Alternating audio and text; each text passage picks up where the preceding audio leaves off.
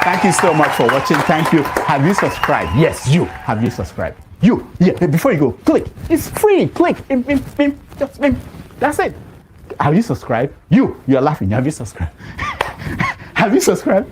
Thank you. Thank you. Thank you. Hey, madam. Thank you so much. I can see you. I can see you. We have to get to 100,000 subscribers. This by the end of the year. How are we going to do that if you don't subscribe? Yes, you. Yes, you're about to click off. Why? Have you subscribed? It's free. If you don't, ask your son, ask your daughter how to. Just one click. Thank you. Thank you. I see you. Aha. Thank you very much. Thank you very much. I'll see you tomorrow.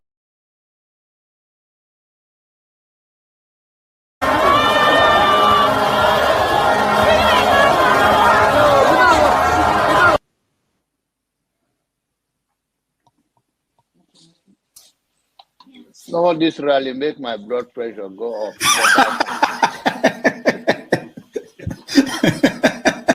Dr. Damages, please, I want Soli to tell us who are the fools on this panel. I consider you a fool. Yeah. On this panel, yeah. Who are the fools? I will explain the foolish statement that you made. When you were talking about Sowore. I made a foolish statement. Yes, you did. You must be very stupid if you don't know how to respect your elder. You are very, very stupid. Are you crazy?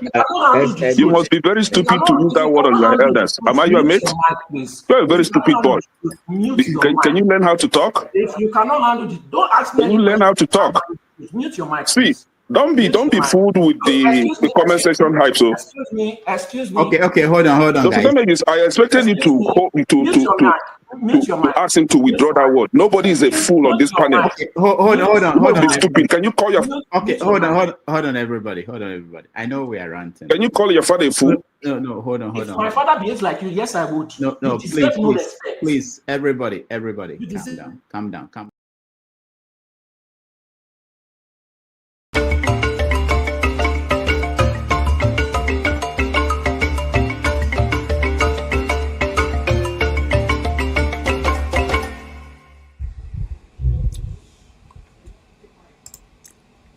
Hello, ladies and gentlemen. Like they say those days by Frank Olise, boys and girls. And Frank Olise of the NTA. And he also adds, it is 9 o'clock. Do you know where your children are? Okay, you are welcome to another edition of 90 Minutes Africa. Today we're going to be examining what already been discussed, which is the presentation done by Tony Nnadi.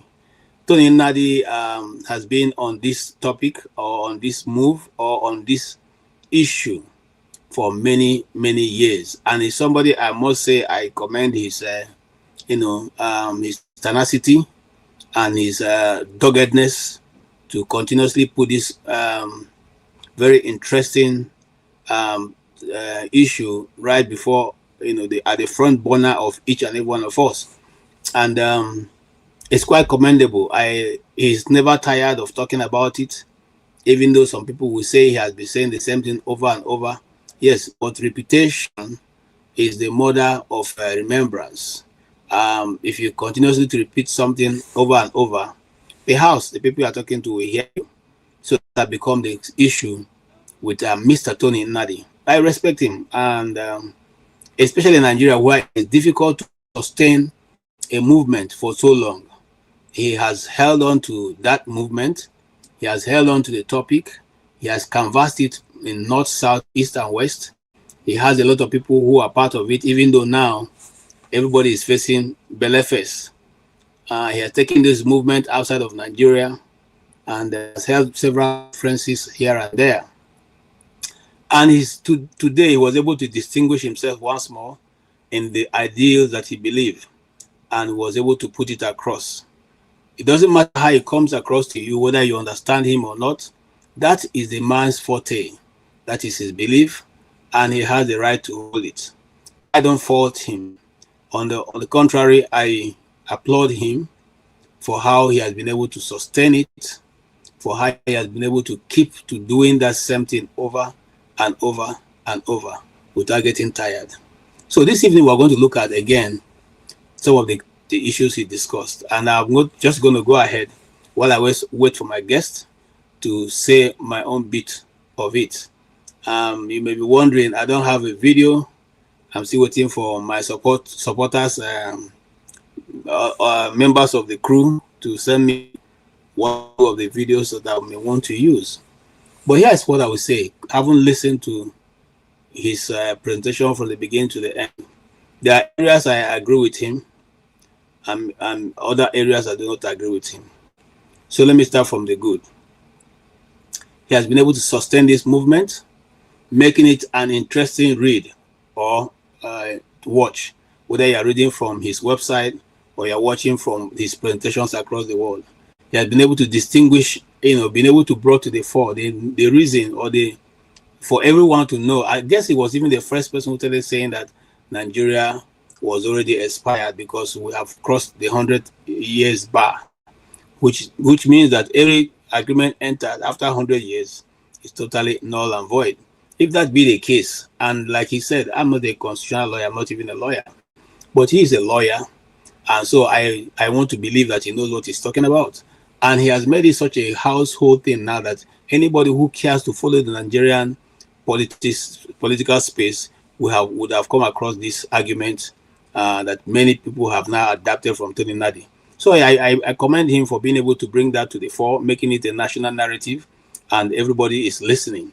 And I also commend him the fact that he has a movement that had, very senior members of our society who were, part of that move. They have been able to hold it to this point. Whether they're still with him or not, that question was not answered. But what was answered was that he's still very, dug in, what the Americans would say, double down on what he believes. And he thinks that the time has come for all of us to rally around that position and make it count before 2020. He has also gone ahead to say certain individuals, the presence of Peter Obi, they know that this thing is not going to work, but they keep being in that, kind of legitimizing the illegitimate, and so making it, giving the people who are, brutalizing Nigeria the opportunity to continue to do that, since there's a resemblance of something that looks like politics. And so, yes, on that issue, he was able to distinguish himself from my own point of view. He has also been able to, say for his ability to bring in both the north, south, east, and west, the middle belt. Everyone seemed to know about this and has held many conferences around Nigeria. I wonder even how he manages to finance all that he does, but his effort, is commendable, very commendable. Now, I do not think that only one movement should be the only one looking for a solution to, for Nigeria. I do not believe that calling other movement names and talking down on their leadership means that will bring Nigeria or bring their point of view and make it become reality. I also do not believe that anybody outside of Nigeria can do that.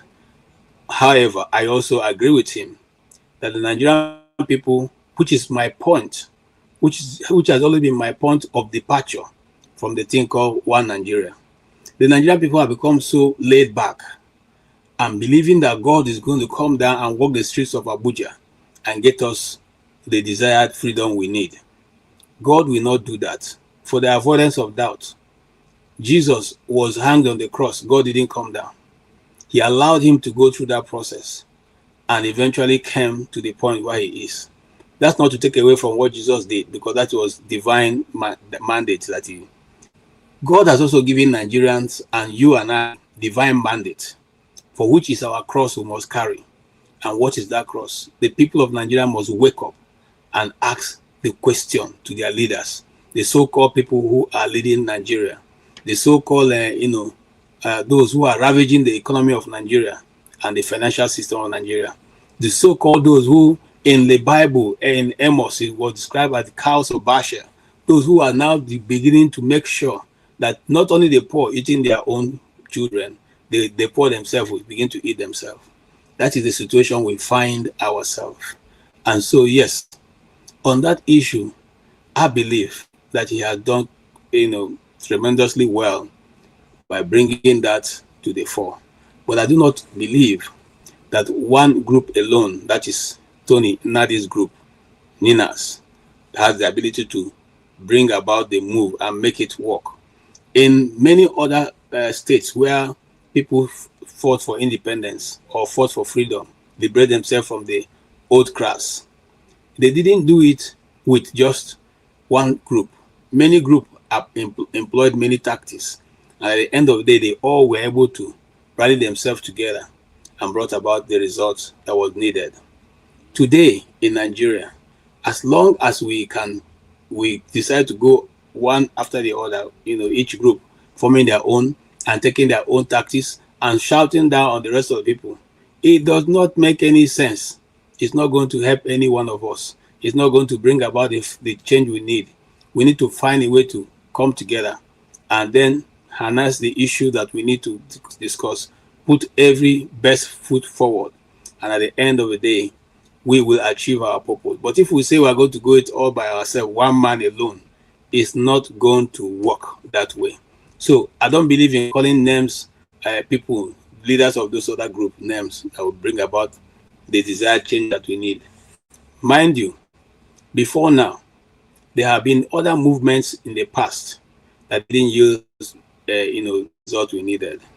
Today also, he brought again to the fore some of the things that we have heard before, but we never really been able to research on it. That even people like the revered writer Chinua Achebe also talked about the issues of Nigeria to a very large extent. Nnamdi Azikiwe talked about it, and I agree with Dr. Rudolf. Many Igbos do not believe that Nnamdi Azikiwe did us a lot of good. They believe that he was, responsible for where the Igbos occupy today. Because if he didn't seek, if he didn't make certain move, maybe perhaps today every region will be on their own. But however, that these great men have done their own bit, and they've gone to be with the one who created them. What is our own bit? What are you doing? What is the Middle Belt doing? What is Northern Nigeria doing? What is Southern Nigeria doing? What is the South doing? What is the the East doing? Whatever we are doing, and it's not bringing about us to sit together and have a meaningful dialogue, we are not going to be able to make any headway. Remember, someone said here that it's not about the Constitution. No, it's all about the Constitution, because the Constitution was written with deception in mind. It wasn't written with a clear-cut thought. Because if it was written with a clear mind, how can you now not write into the Constitution a population of Christians? Christians are more in number in Nigeria than Muslims. I'm not taking away anything from the Muslims, but that is categorically clear that Christians are more in number in Nigeria than you have Muslims. So if you write a constitution that does not recognize the Christian community, that is over 50% of your population, but you're able to mention the name Muslim, the name Islam, the name Sharia for over 78 times, in all the others. How do you call that? Do you call it justice? If you are able to write into the constitution the fact that your state, if your state decides to do certain project, they cannot do that except it's done by the federal government. You have exclusive lists that cannot be touched by states. And for 50 years, we have operated that way. And you tell me that there is fairness in that? Now, some people come with that blind argument that now we have voted politicians and they are in the National Assembly. So those politicians now represent the voice of the people. And I said, no. I repeat, no. If you have that understanding, please go and share it. Because the sovereignty of Nigeria lies with the Nigerian people solely. It does not lie with any other person. What we want the National Assembly to do for us is we borrow them time. The time of borrowing does not make us legitimize us as Nigerians. Rather, we own the right in every other clime where human beings are being ruled by human beings. The people are supposed to be afraid of, government is supposed to be afraid of the people. But in our case, the worst of us all, who have been the stupid fool of the community, once you become local government chairman, he becomes the wisest of us all and does anything he wants, and the people now reverse him. This is the situation where we have found ourselves. And we must say no to such situations. We must know that the Nigerian people have the sole right of sovereignty. It cannot be taken from them. Not the National Assembly, not the president, not anybody in Nigeria. We, the Nigerian people, 230 million of us, we are the sovereign of Nigeria. That is the truth, whether you like it or not. That is the truth. Because nowadays we have learned to be telling half truth in Nigeria. And then sometimes people make reference to the American Constitution. Have you ever cared to read through the American Constitution? If you have not, please get a copy. It's less than 50 pages. Okay? But the people have done such a work that sometimes I wonder if it was the divine people that came down to write it. Because they were sincere to themselves, they were sincere to their system, and they put it in such a way that nobody can get lord it over the other. It does not matter who you are, whether you are from the small state of Delaware or you are from the large state of California. You have the same level playing ground and the same authority as any other state. That is not the case with the Nigerian Constitution. We don't even know the people that wrote the Nigerian Constitution. We don't know the people who ratified it. We don't know the people who amended it. We only know of one Professor Adudu, who was the one that was commissioned to do it. We don't even know the other fellows who did it with him. So when people come and say, but we have a constitution, and other states don't have constitutions. No, the British Constitution is because they say it is not written, doesn't mean that there's nothing written somewhere. They have pieces and pieces of journals here and there, which use. Okay, so let's not come and say it's not written. That is what we used to tell people who are in secondary school. Now we have gone beyond that point. Okay, it's not a compilation like other people in one booklet, but they have what they run their country with, and that has worked for them. And that is why places like Wales still have authority. That's why other parts of Britain still have authority together with the rest of England. I mean, the rest of the English country. So let's not deceive ourselves.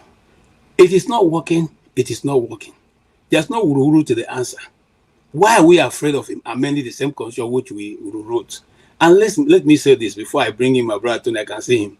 Look, listen, these lies of trying to tell us you don't understand. Whenever a discussion pushes towards discussing the sovereignty of Nigeria, some people come and say, we don't understand what you mean. Are you talking about this or that? What does restructuring means to you? And that is one of the things that I didn't really like watching. That guy Shehu on Arise, or Channel TV. He was one of those who sold that nonsense kettle of fish to Nigerians. What do you mean by sovereignty? Don't you? I mean, what do you mean by restructuring means so many things to so many people? It doesn't mean so many things. Restructure is restructure. Doesn't mean anything to anybody. Now English and they speak. If you know Sabi and put them for Yoruba or put them for Igbo, make everybody hear. So let's not sell ourselves that lies. So restructure simply means go back to the ground. Sit down. Which do you want to restructure? Do you want the north to be north central, northeast? And we would like it to be 6 zones so that 8 people can operate and have level playing ground, irrespective of where they're coming from. The Igbos are not saying we want to be head of this thing. Hausas are not saying we want to be head of this thing. Yorubas are not saying we want to be head. We want to say let every Nigerian be Nigerian with the same equal right, okay, and representation. If you want to spend 1 kobo, let it go around. 1 kobo go around to every group. Let them do what they want to do with their own. On that note, I'll bring in my brother because at this point, I think, Mr. Tony, come in, please. Come in. Thank you. It's good to see you, Tony. And welcome. Greetings, KJ. How are you doing? I'm doing fine. I wasn't able to join. I had to go out, but I was all through listening to the discussion people had. And it was very, very interesting. I like your contribution also. Thank you. what will be your initial comments on all that? Well, it was a lot of issues by Tony Nnadi. I commend him for his struggle, even though I don't buy into quite substantially the points that he made. Yes, Nigeria is not moving the way it should. Yes, we have so many issues in the country. For me, I have said repeatedly that I have lost hope, but we are just here, suggesting ways and means that we think will bring Nigeria back to its former glory. The area where I particularly disagree with him is and this is what I understand from what he's saying and the summary of what he's saying, that one thing that is going to transform Nigeria and perhaps solve the myriads of problems that we have is the constitution. If we can, if we have a new constitution, discard this existing constitution that we're working in, if it's ever a constitution that has been tinkered and pan-edited by, the ruling government, and particularly when you go with the amendments, 2026 amendment and all the strenuous things that are added to it, that if we do away with this constitution and we manage to get a people's constitution, quote and unquote, that we would have solved the whole problem that our country is confronted with. Much as I agree with the fact that there are issues, serious issues with this present constitution, I disagree that we can just entirely put the problem with our country today on the constitution. Because the constitution is a grand norm, yes. It defines a value system, the ways and means by which we govern ourselves. And the people must have input in it. But the critical question would be, how are you going to put in a system where everybody would have an input in the new people's constitution that is envisaging? Two, who are those who are going to operate the constitution? It's the same environment, the same ethnicity, the same faith, the same contradictions that we have in the system, the same value systems that we have. So the same people, the same politicians. So it's like putting a new wine in old wine skin. So it's going to be the same of the same. So my question is, are you going to manufacture people from heaven, angels from heaven, to come and run your constitution? And so I suggested that it's much more than the constitution, that we must look at leadership, because leadership is critical. So many times I talked about Singapore. If you go back to Japan, many years back, you talk about the Meiji restoration, Emperor Meiji. You can even go to China and see the revolution that was started by Mao Zedong and then laid down a path that every other person is following. So you can go on and on. And you see, you can even come down to Africa. And you look at, even though we're not doing as good as some of these countries, so you can go to Tanzania and look at what Mwalimu did. First by trying to reconcile Zanzibar and Tanzania and form them into one country. And then there was a language that they used to bind the people together, which is Swahili. And then he developed his own authentic African socialism based on using the Ujamaa system. So if you go into how he tried to unite the country and made sure that if there's a president from the mainland, then there's going to be a vice president from the island, Zanzibar. So he put in place things that he felt that will unite the country and build this young country. Okay? And that ran for a very, very long time. So at the time that Mwalimu retired from politics, okay, the people were bringing to him presents and so on and so forth. And he said to them, I only have a bungalow, I think a 2-bedroom or 3-bedroom apartment, and I cannot take all the things that you are giving to me. That's the president, independent president, that served that country for a long time. He didn't have mansions and planes and all kinds of things that we see our leaders today have. The same example is I see, with Malam Aminu Kano, the leader of the PRP. At the time he died, he had 2 governors, Abubakar Yimi and Balarabe Musa. And yet, he was living in a mud house. That house was eventually pulled down and rebuilt by IBB, and it became part of, I think, the Bayero University. So you can begin to name names of people who leadership that had vision and that resisted the temptation to go corrupt, to go rogue. That is what is lacking in Nigeria. And I suggest that if we have a leadership that is visionary, that leader may not take us to the promised land, but will set down the rules that we need. Rawlings did it, even though that was a different setting and bloody. But the point I'm making is how leadership is critical to turning around the fortunes of the country. So if you have a leader that is corrupt, if you have a leader that forges his document, we don't know his age, of course he will tinker with the constitution to ensure that every other politician that comes, that the issue of document forgery, will not be an issue. So you can forge and you become, if you have a leader that is bereft of any modicum of decency, someone who has been found wanting, inside or outside this country, of course, the people who are going to surround him will be birds of the same feather. So that's the problem that you are having. So if you look at some of our political leaders today, governors, senators, and so on, if you check them out and look at their past history, you're going to see people who have been convicted, who had, been found guilty in one country or the other over one crime or another. And these are the people who are leading.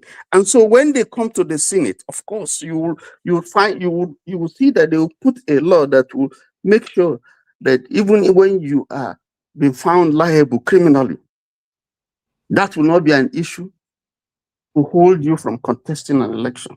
So you see someone, for instance, from my state, a former governor who was sentenced, who went to jail in the UK, now wanting to run for the office of Senate. And now, where I am today, if you were found in that kind of situation, it will be difficult for you to get a job, talk less of coming to lead the people. So these are some of the contradictions that you find. And I'm saying, just to end, that leadership is critical. So if you want someone who will turn around your system, because you can have the best constitution, but if you have a criminal as your leader, it's a problem. Because the way the Nigerian president is so powerful that he can tinker with a lot of things. He can do quite a lot of things and go scot-free. So the character of your leader is important. The nature of the person that you have, his value systems, his life, and so on and so forth, is important. And those who are around him, because like a magnet that will attract, So if is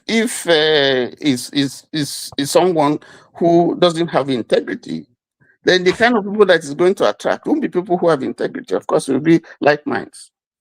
Best of the same feather. Let me stop there so that others will contribute. Thank you. Okay, thank you so much, Tony. And I appreciate what you've said, Vic, because it leaves a lot of questions than answers when, just like someone said in the comment section, what was going on. I'll come back to you, and just like I'll come back to you later. But think about it. He said the Constitution, if you have to judge how much percentage of the Constitution is a problem. Chim, you're welcome.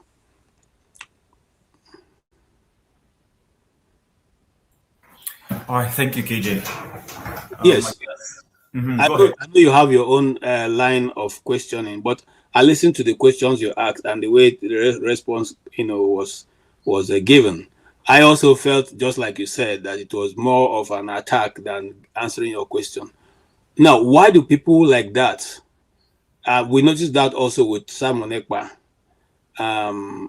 Why do they come with the, that kind of action instead of explaining a serial perspective? Yeah. Okay, thank you. I think, like I was having a personal discussion with someone after the show on the subject matter. I think the problem, let's give them their flowers when it comes to agitating. It's not everybody that has a personality for agitation. So the problem with us as Nigerians and as Africans is that people do not seem to realize that we have these God-given roles to play in the evolution of society. So there are people who are gifted more in leadership and politics, and there are people who are gifted more in maybe policy making kind of thing.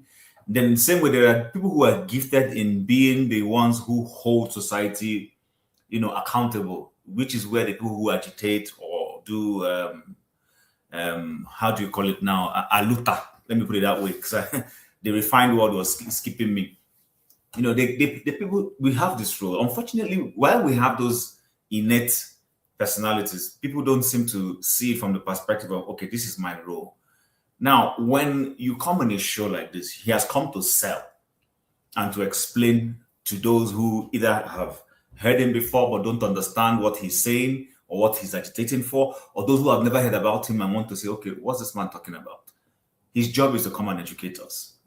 And I think it will do us a service. I'm using the word us. I don't want to focus on him. I'm just saying generally in all things, is to see ourselves as that whenever we have these platforms, the interest is that as you engage people and they give you feedback, it helps you even go and refine what you're pushing.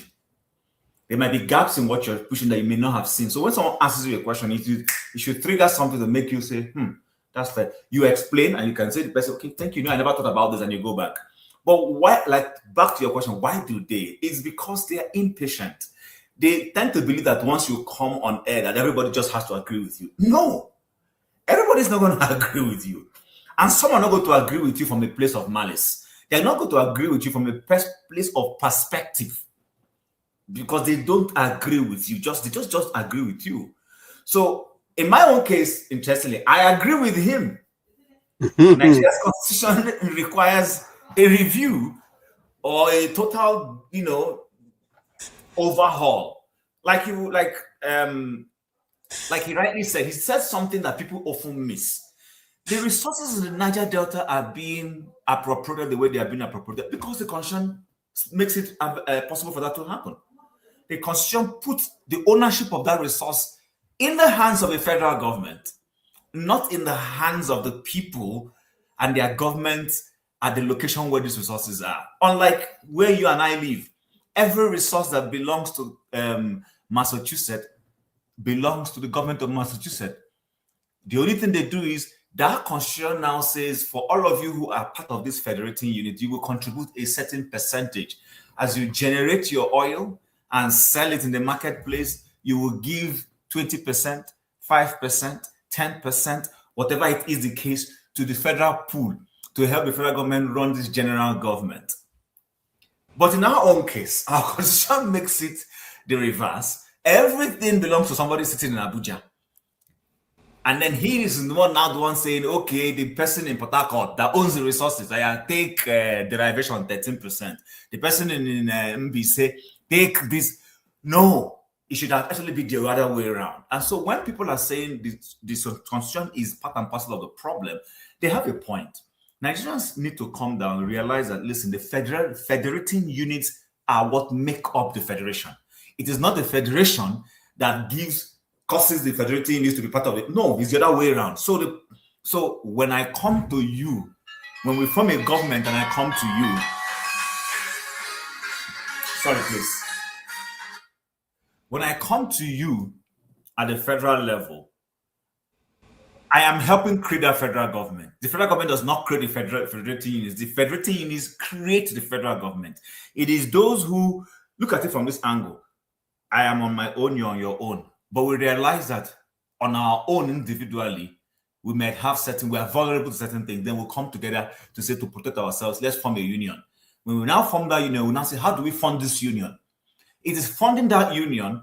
That is where we now start taking my cocoa, I sell, then I give you 5%. You sell your palm oil, you bring 5%. You sell your granite, you bring 5%. And then we give strength to that federal union to speak on our behalf on things that are common to us. But individually, we can go and live our lives. The guy in Imo State should be able to go and live his life quietly.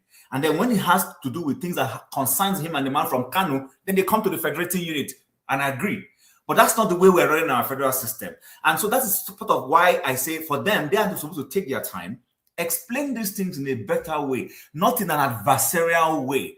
Because when you explain this in an adversarial way, you rub on people on the wrong way, and you put people off. They don't want to hear you. They feel, what are you talking about? So I think he needs to be a bit patient. He needs to understand that as much as he has a good idea and a good intention, everybody won't buy it in immediately. It is gradually, you start selling those things to people. They begin to see, come on, Nnamdi Kanu is not actually a bad person. What he's simply saying is, the guy in Ibadan should be able to live his life without interference with the guy from Adamawa State. They're on things of commonality, they come together. But that's not that. Right now, people are not seeing people like him as, friendly because of the way they come across. So hopefully, if he's listening and other people are listening, they can be able to see that this is how we can go about it. Even some of those politicians to land on this in that so-called National Assembly, there's a way you will talk to them before you know it. Some of them inside there will start fighting this cause. As some they will start fighting this cause and say, come on, you know what? Let's forget what we're doing here. Come, let's go and vote to see if we need to review these things properly. Okay. But right now, they're not doing it that way. That's just my perspective. Thank you, Chim. And thank you, Chim. I totally agree with your perspective. And, I will come back to that later because, it seems to me that anybody who wants to make news just carries Nnamdi Kanu, throws into the, throw under the bus, then carry people to be thrown under the bus. Then you have now gotten the capture the news headline. And forgetting that Peter Obi, no matter how you see it, came third by their national record, and consequently is not even a position for people for him to making headline news. But these days he seems to be grabbing the news circle, and nobody's asking themselves why. Because if he wasn't significant, I'm not sure that the whole apparatus of government will be set up to chase him up and down to find out what he's doing when he's in his bedroom, when he's not. And but I will come to Mr. Ike. Welcome, Mr. Oti. I'll come to Mr. Ike and I'll come to you later, Oti. Ike, you heard what he said. Now, and I'm sure you have followed up. Of course, you followed and made your own or saw it. The question now be, I've heard that thing many times. You are an obedient movement. Is there any possibility that Peter Obi is playing, and I'm asking this as a journalist, is there any possibility that Peter Obi is playing to the gallery to help Tinubu win election come 2027? Happy Sunday to every one of us. As a journalist, KJ, I think I should leave that for the journalist to make that judgment, right? You said something before I joined, before you hand me over the microphone. You did say that the federal government mount their apparatus, even when watching when Mr. Peter Obi goes to use the bathroom. They want to know when he goes to the bathroom, So it was the same story that was said in 2023. It was 4 people that were tweeting in a room, And at the end of the day, every one of us saw what happened up to today. not even all of us here who are sitting down here, really know who won the election. Nobody has told us what happened the glitch, what caused the glitch. And the man who is in Asorok is trying to complete 4 years when we don't know actually how many votes did he got to become what he is today. So it is what it is. Anybody who think that Mr. Peter Obi is playing to the gallery, let's watch and see what happens in 2027. I said something yesterday. Anybody who thinks Mr. Peter Obi is just playing to the gallery, I believe that the person probably do not understand the politics of Nigeria today. But I think that time will tell. In a matter of weeks, we know whether he's playing to the gallery, or we'll see whether if he's really in this game for it, right? You can imagine today, before he went to Kaduna, there was a place they paid for him and the people of Kaduna to receive him. 1 p.m. before the time, they decided that they are not going to give them the place anymore, you know. And luckily, they themselves in Kaduna State, they oversee such a thing. So they made a second plan because they know maybe something like this is going to happen. So they eventually succeeded in using the second plan that they had, which was a smaller place compared with the big place they wanted to receive him in Kaduna. You know, he was in Katsina, Kaduna, and Kano today. So let people say what they want to say. Let people think about what they want to think.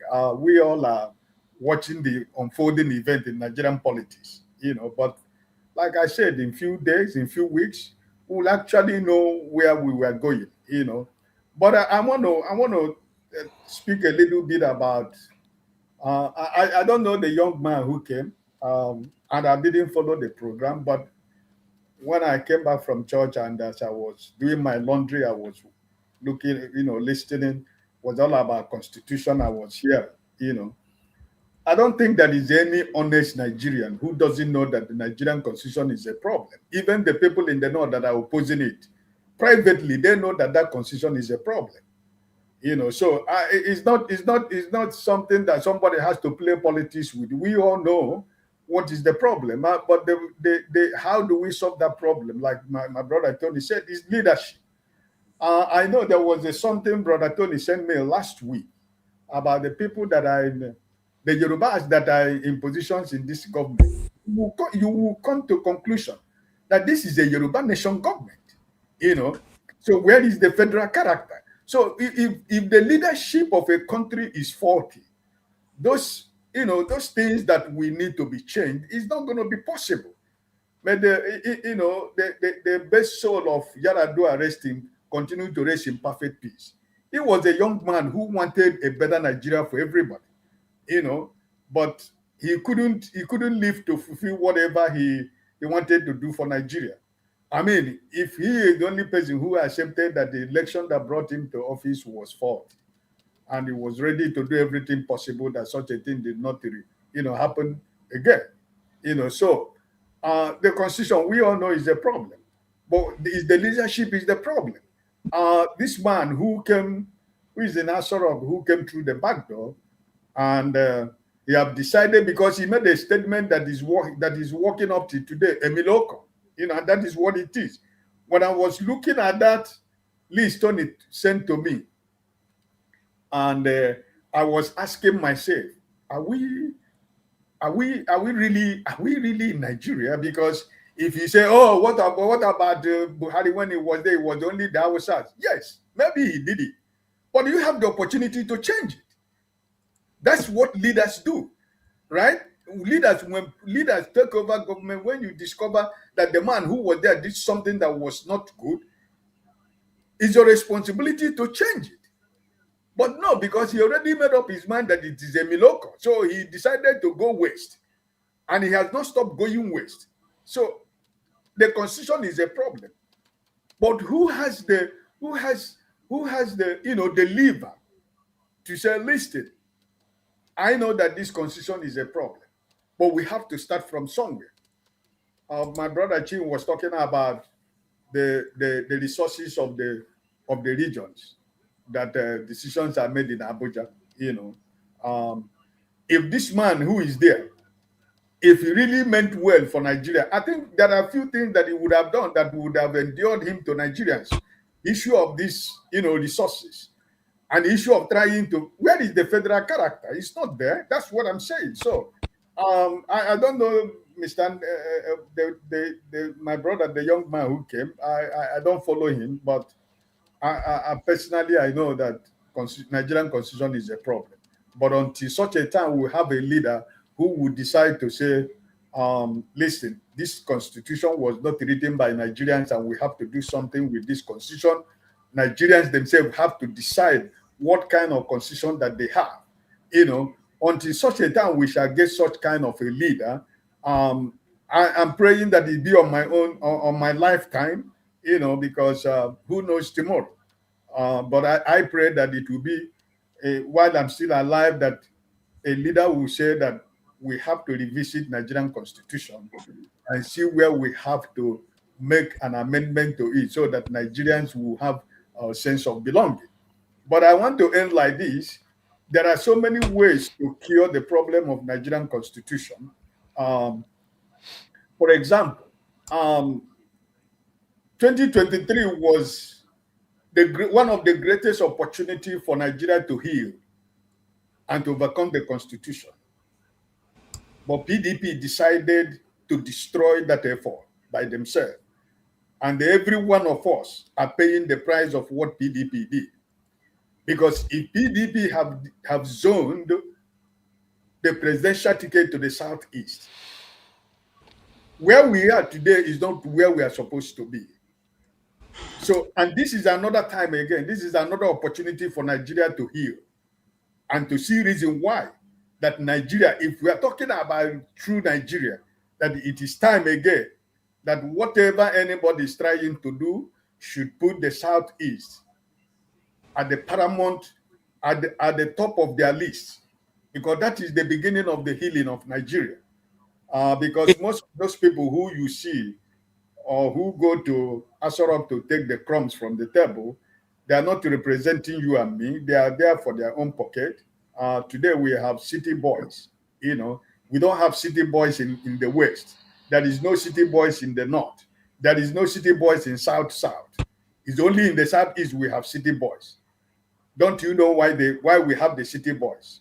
They will always use your own people against you, to make sure that that thing that would have healed Nigeria, or that thing that is supposed to heal Nigeria, that somebody, they will use your brothers and sisters to make sure to say, oh, but we tried, but it is KJ.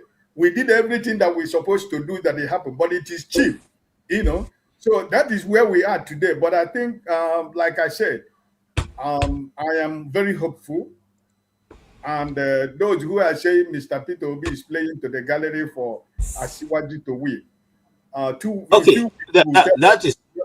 That's what you ended with, is one of the questions we're going to tackle today, and most especially most of us here from the South. Why is it that it's convenient for them to find a willing Igbo man who will play the devil's advocate? Many years ago it was Aton Zeribe. After Aton Zeribe, it was Daniel. What's his name now? Daniel Kanu. Okay. After Daniel Kanu, we still have another person. In fact, the last one was the one two that are operating now. One is Victoria. Is it Victoria? Anno somebody, the presidential advisor, who have now turned against the APC. And then you have Joe Bokwe, who is in Lagos. Why did they always find a willing horse in the East? That will answer later. But let's go to to CM. And CM, I also heard your contribution. Tony Nnadi is not a pushover. He's an astute lawyer of many years. And I think he also gives a good impression of himself when it comes to putting his argument forward.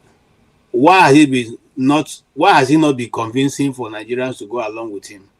And does he need to put other groups who are also agitating Because I didn't see him. Oh well, he mentioned other people to refer to him. So why is it? Why have they not accepted the idea he's canvassing all these years? Because he has been on the ground for a long time. I think, thank you, KJ. Good evening, everybody.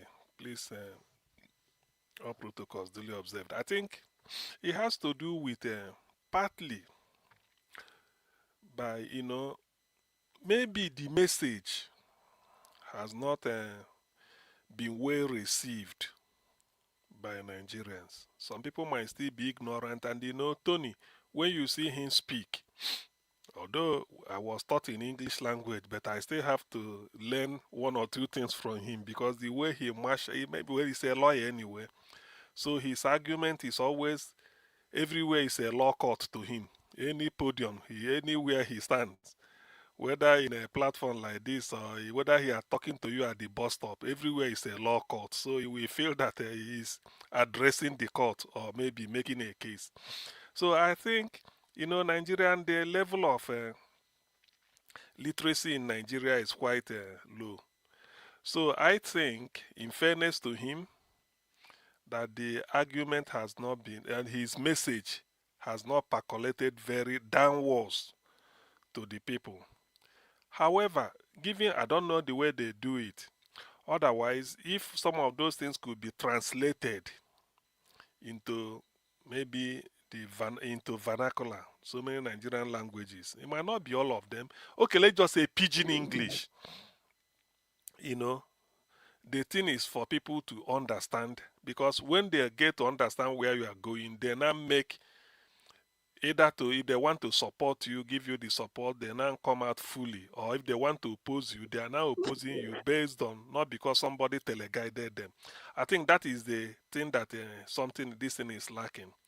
If you see when Nnadi Kanu was broadcasting, because we use Radio Biafra in English, but there's Radio Biafra Hausa. Yes, translate at the end of the broadcast. Somebody in the north who understands Hausa will be translating it, broadcasting it the way Nnadi Kanu said it, but in Hausa language. There was Radio Biafra in Middle East, Radio Biafra in South Africa. The mother one is in London. There's one in the Caribbean. At a time, he gave the people of US opportunity to. You can also broadcast. There's one and I think we started with Australia.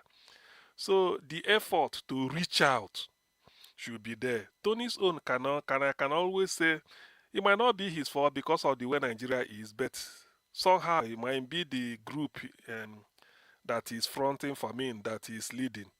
They should, apart from going to mainstream media, they should use the local language, pidgin English, drive it anywhere. Because it's the message you want to sell, not really you selling it. Because you want the people to. Because what Tony is advocating for is 100% correct. Nigeria needs a constitution that everybody have a buy-in. That's what Tony is saying. It's not a case of somebody sitting there and say, look, we the people. That's fraud. One moment, we the people. Some people might not know, but this is the American Constitution. Very, very, very small. This is the almighty US. This is their constitution. Almighty. In fact, not the whole page. The page, it said the Declaration of Independence. It contains the Declaration of Independence, and then the second, maybe half of it. This is about how many pages? Everything put together is about 90 pages, and very, very, it's like you can put it in your pocket, breast pocket. This is the American Constitution. So, but when they say we the people, like they started here, the Constitution of the United States of America, for them to say the Declaration of Independence, he said when in the course of human events it becomes necessary for one people to dissolve the political band which have connected them with another, and then to assume among the powers of the earth and all those things. I wouldn't be reading it. So it's like this. When you read it, you now understand. And when they say, we the people of the United States, in order to form a more perfect union, already they have a union, but they say a more perfect union, establish justice, domestic tranquility, provide for the common defense, promote the general welfare, and secure the blessings of liberty to ourselves and our prosperity. Do ordain and establish the Constitution of the United States of America, Article 1, Chapter 1. So this is what it's all about. But the people will have a buy-in. So what Tony Nnadi is doing, I agree with that. In fact, that is irrespective of any society, you need a constitution, because Nigeria being a plural society, it is even more compelling that we need it. Because, like Pat Tommy used to say, it is better for everybody to be, it's a favor to everybody to be inside and pissing out than for some people to be outside and pissing in. So it's not good. So what Tony, yeah, that's what Pat Tommy said. All of us should be inside and then be pissing out. Than for some people will be barricaded. Some are outside, they want to piss in, and that is the confusion. So what Tony Nnadi is doing, yes, it's admirable. I commend him. But the thing is that they must find the tactics to drive their message down to the grassroots. Use pidgin English. If I say use Igbo language, maybe only in Igbo, what of Ijo? Does it mean that because you want to carry everybody along? So use the common language they will understand. Maybe for the North, you can say Hausa, which is general, but use pidgin and be driving it, and then go make it. Don't sort of make it as if everybody will come to the level of you being a lawyer to understand. No. Don't bamboozle people with so much grammar. Put it simple and then tell them this is what you want. Because if they have the buy-in, then the membership will swell and then you'll achieve what you want. So that is what I can advise Tony. And then, but on principle, what he's fighting, what the idea he's promoting, to me, I can't fault it. I can't. Unless maybe I cannot fault it. I mean, Okay. telling people to have a constitution, come and say what you want, and then a founding document that will bind everybody together. It's not a bad idea at all. Thank you. All right, brilliant. Thank you so much. And fortunately for all, we have a lawyer in our midst, and I'm coming to you to OT. I see my sister Ife Okpobolo and my brother of the first order, Pansap. I greet you all. Let me go to Mr. Oti, who, fortunately for us, is a lawyer. And I'll come to you in this way. By the way, Mr. Oti, break down for us, what is force majeure? Every time that he starts talking about it, calls force majeure more than 10 times in that presentation. And then that's one. Two, do you have a buy-in on the idea he's trying to push forward? And if no, hello, why? Good evening, everyone. If you have a new hairstyle, quite admirable. Right. Okay. Good evening, everyone. You are supposed to be a pope. Oh, what does it stop? Does it stop me from, paying a compliment? Right. Okay. Yeah. Force majeure. Okay. Well, in contract, when you have an agreement, a contract is something that is legally enforceable. In other words, it has force of law. And if you're a party, you can, if your counterparty, does something in breach of the agreement, you can go to court to enforce your right. That is, the basic contractual understanding. But something can happen, that makes it impossible for either of the parties to fulfill their own part of the bargain. It's normally, you can say, it's an act of God. There was something that is makes it impossible. Okay, so that's the force majeure. It's kind of an intervening event that makes a contract impossible for either of the parties or any of the parties to fulfill their part of the bargain. So, it says force majeure. In other words, that excuses that party that is in breach or that is no longer in the position to perform. It excuses that party from liability. So that's what it means. For example, a typical example, this war now, a war, Kuwait, may have had contracts, supply of liquefied natural gas, to some countries. But with this war affecting, their factories, their refineries, so they can no longer perform. So that's and therefore you can't really hold them accountable for their inability to perform. That's all it means. Okay. I mean, I hope I've answered that. So, yeah. Just to follow up, and please don't be in a hurry. You are the lawyer here. So now, can any section of Nigeria go to court and declare that they are no longer interested in the union because the original intent and purpose which the constitution was written has been breached? Since the constitution was written in accordance with 1963, and it was supposed to be regions. Now the government have said not to make it regions. They've gone from regions to states. Have made everything. Can I now, as a citizen of Abia State, decide to go to court and say, government or this constitution presently as it's constituted is against my interest, and consequently I want to be out of that contraption?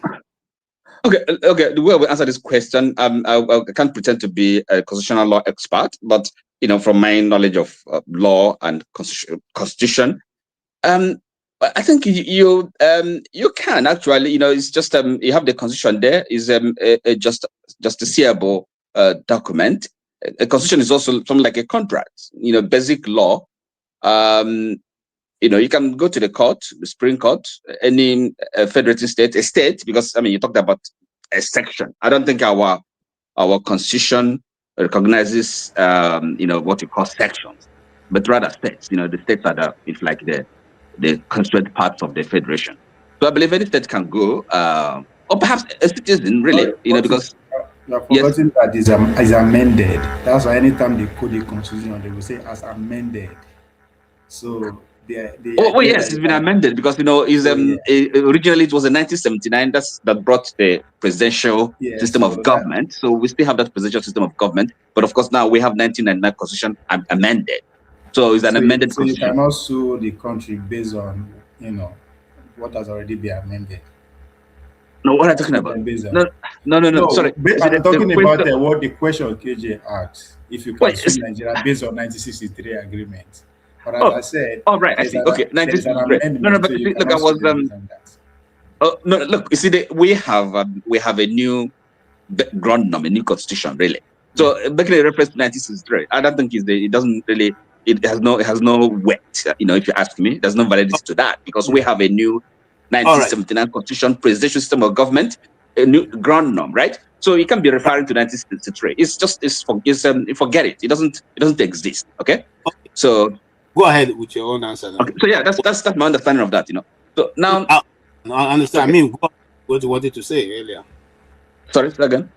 You had a comment you wanted to make before I asked you those questions. So. No, yes, it was kind of because you also asked a question about Tony. My take on that. Right. So it's not going to be a kind of a legal analysis or anything, but rather let's just look at it from the human angle. Now, you may have a good argument, a good case. Okay, let's start even with when you're a trader, a manufacturer, a producer, you produce a product, good quality, product with good quality, but you may be unable to sell it for a variety of reasons. Okay, so Tony, yes, I've listened to him, understand what he's saying. For one thing, it may be too abstract. It may be kind of like too intellectual. It's not something that really touches some kind of people. The population feels. It's not that they can't understand it. And as a matter of fact, most Nigerians get the point that our constitution is not working at least as it should be. Okay, so to that extent, we have problems. There are defects. Okay, even the constitution as it is, how well is the government playing, by its rules? Okay, that's one thing. So now coming to Tony, everything, as I said, it's not a legal analysis, but I'm just looking at it from, as an ordinary person, as somebody with common understanding how the world works, how things work in life. I don't know. This has been for how many years now, and it's still telling the same story. Okay, No but traction. one that said, Sorry. So he's still telling the same story. So why is he? Is he? You know, is he advancing or what? What is it? Where is he? So as far as I know, I don't see what um, the followership or the people really joining him, even though he's saying something.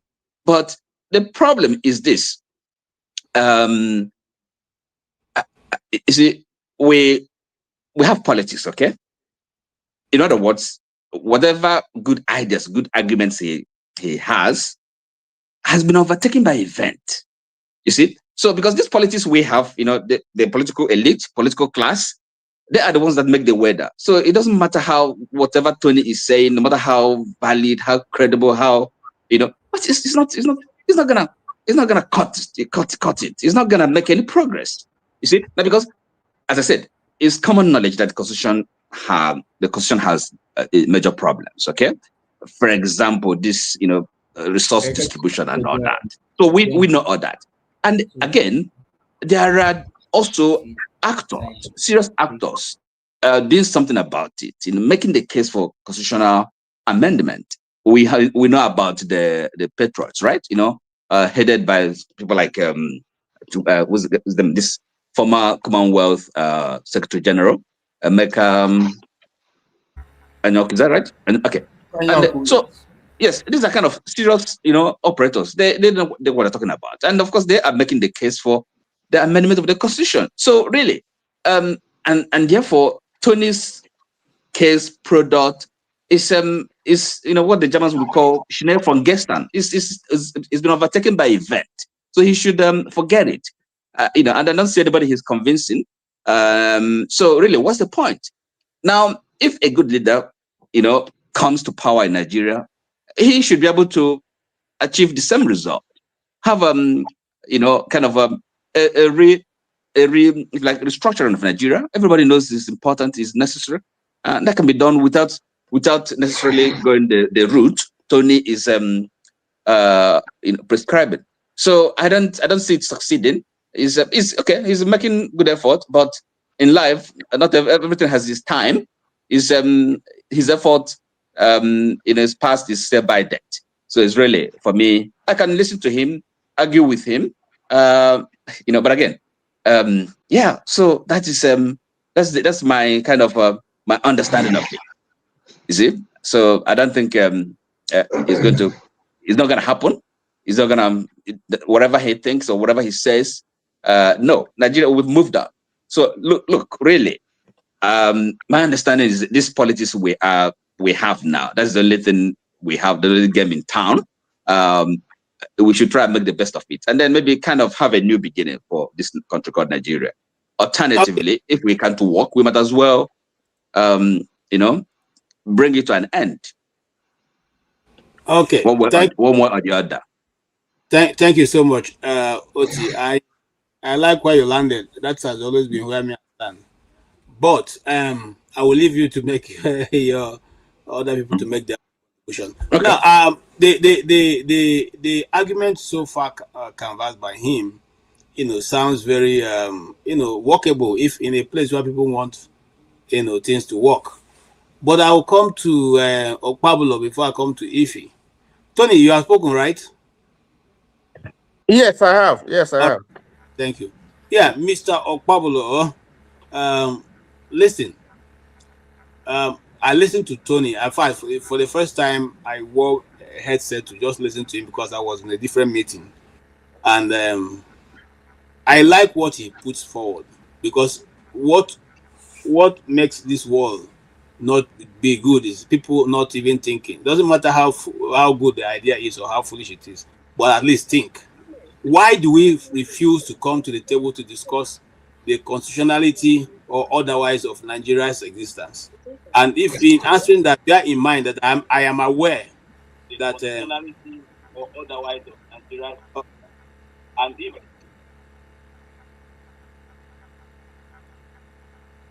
okay. So I'm aware that there are people or there are forces who don't want that to be discussed. But the question is, why is it that the Nigerian people have not deemed it fit to pick up his idea and run with it? Or is it that he's keeping it too close to his chest, that nobody really knows how to get into the movement itself and then give it traction? Thank you, KG. Are we going to talk about the Obi trajectory later? Yes, I have Obi's meeting in Kano, which we are going to go. Okay. But eventually, if you want, you can talk about, because I hear him hammer so much on Obi. Like I said, I am not one of those who, I'm not an obedient. Let's just take it one by one. Yeah, so you can actually wave that in if you want to, but not discussing the issue. The Kano issue we'll discuss separately. Okay, let me just stay on this. I think your question center around why are Nigerians not gravitating towards Tony's idea or proposal, right? Yes, sir. And I think Chim touched on it earlier on about on that, and Oti said something that I kind of reckon with, which is very potent as far as I'm concerned. He said Tony's, I'm paraphrasing, Tony's proposal has been overtaken by events.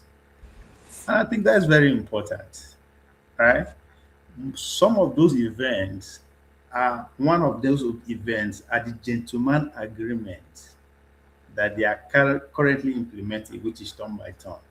It's outside the constitution, but it's as if, the players have come to accept that.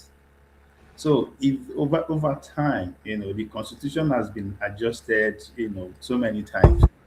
And I think that's where we are. To answer you directly about why people are not gravitating towards Tony, I still fault their language of communication, the way and manner in which they are selling it is too complicated. I mean, over time, he will use American Constitution as an example. American Constitution are just one pamphlet, to paraphrase the event. So the guy, I think every thinking Nigerian will agree with him there is issue with the Constitution. But now his way of communicating the solution or what he believes is the way to go, that he actually having problem with everybody. Just as I said earlier on, he talked about the Sharia law, how it has to go. He talked about the Americans coming to make sure it go. If you know, go. I mean, that's just too much for an issue that pretty much everybody has opinion on. So, and I think it is the way of them trying to sell the idea to Nigerians that they are finally wanting. But I think OT was also concerned if let me butt in a bit, sir. But putting aside where he jumped from, is there substance in the things he's trying to put forward? Assuming you are a mop-up man, a clean-up man, and what he has said today is given to you to try and rearrange it in a jigsaw puzzle properly. It's a jigsaw puzzle right now, but you have been asked to rearrange it in such a way to make sense to the ordinary man. How will you go about that? Did what he said today make any sense for you that you can be able to put forward and sell that idea? No, I'm not sold. Okay. Good. That's what I'm looking for. You're not sold. That captures the essence of what you've heard, and I appreciate that answer. Okay. And the reason is that he's heavily emphasizes on regional governance, going back to what he believed Nigeria used to be. And I'm saying Nigeria don't pass that level. The current constitution that we are practicing, yes, there's a lot of issue with it. But the solution to that is amendment. We will keep amending it until majority of Nigeria agree with it. Why am I saying? Even as we speak, there is an amendment process that is going on. Right? That's why most of the time, even as with the verse which nobody they pay attention, these people they do something. There is amendment going on. I call it an elite revolution because what they are trying to do is to create more states. Right? So they understand that their cycle is growing big. So there's a need to accommodate some before it get out of hand. To me, that is the underlying idea behind it, creating more state, bring state police and all that with that necessary, how the state will take care of and all that. For me, what I think we should do is to take the constitution as we have it to the next level. What is the next level? It is what we always refer to as that of America, right? For me, America and each state come together, create the center, right? Somebody was trying to make that argument. Unfortunately, they are not just at the center. They are now allowed the center to be creating state. That's fine. For me, the next level is to give states at least 85 to 90% autonomy, right? And most people, when they try to say this idea, they are selling the other way around, resource control, right? Because in the true sense, if you give each state the autonomy, you will have to come with that responsibility of them be able to take care of it, say, by extracting their own resources, taking advantage of human resources and all that. So to trigger a conversation that will not be acceptable by the majority, there's a whole resource control. So that alone is a trigger to those people who don't have the resources that think that can. So, but if you say state autonomy, because that is what the Constitution of America is about, dual citizenship, dual sovereignty, right? People, they argue that for the past 60 years, we never see come together as well. We never see accept Nigeria as a country. If you read the American history too, even up to after their civil war, in New York, I will tell you, I mean, New York at first, it took them time for them to accept the idea of one nation of America. So what am I trying to say? We need to develop the power to the state. Let every state have enormous control of their existence. Me, we come from village first also. My survival is within my environment first. My loyalty is to my family first. Second, my community. Then I stay before the federal government. So what I need to survive, food, shelter, healthcare, education, I don't have to be looking up to Abuja. No. In fact, even looking up to Benin is something that I have to fight for. I should be able to fend within myself, within that local government. And I am making this argument because those who are making argument for regional government, Nigeria was less than 100 million as at that time, meaning that each region is less than 5 million or 20 million. Today, we are 150. I can argue that there's a region today that gladly boasts of 5 to 10 million or more. So what is going to happen in the next 40, 50 years? There will be a region that will up to 50 million people. Then they will begin shouting, their regional leader, it has too much power. Because that is the whole point of this constitutional argument, that the center is too powerful. So that's why I always accuse us that we are selfish. We don't try to, we are implement policy that only us will benefit. Let's look ahead. Say by 2075, each region will be at least 60 million each. That would be too much for one person to be leading. So let's look at state autonomy. Thank you so much. Looking at the state autonomy is the fact that they don't want to go there. Anyway, I like your submission. Ify, thank you for coming to be with us today, and we appreciate this lovely hair. You know, even as Oti has pointed us to the fact, even though we are seeing it, we didn't want to make comment, but since he has already made comments, say let's appreciate you. What will you say concerning Mr. Tony Nnadi's submission today? I'm more concerned. My own concern, my own pain is that since this man has been crying in the wilderness, nobody has heard him to be able to support what he's saying or otherwise refute it, because he keep giving example of people who are with him, but he's the only one who does the presentation so far. Today, to be fair to him, there was somebody who said he's a member of Ninas, but aside that, we don't really see these people. What do you say about today's submission of his beautiful presentation? Good evening, guys. Honestly, I did not listen to I listened a little bit, maybe the first 10 minutes when he was having problem with his audio. Before I went out, to see my family, but I did not listen. So honestly, I don't know. Okay. I came back and I started listening a little bit and pieces of it. So I don't even know anything he said. So I don't know what to say. Do you support Nigeria going back to regionalism? To be honest with you, anything that will make that country better, I don't expect it to be great. What's his name has been shouting, what's his name? I think AY. AY has been saying about regionalization, for the past few years. So I brought it up during Chido Dinkalo's visit here a few weeks ago, but I don't think he welcomed it.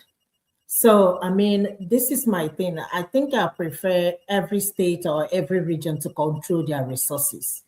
I don't believe all the power, being in the center, just like what we are doing in Nigeria. We are too much of a country because of the number of, we about 200 and something million citizens. And to be honest with you, it's going to be difficult to manage. In this country where we are right now, literally every state is, taking control of whatever they have. You rarely hear governors call Tinubu or Trump, unless Trump, say something or call them for a meeting. But it's just like, look at what is going on in Nigeria. Tinubu is gradually turning the country into one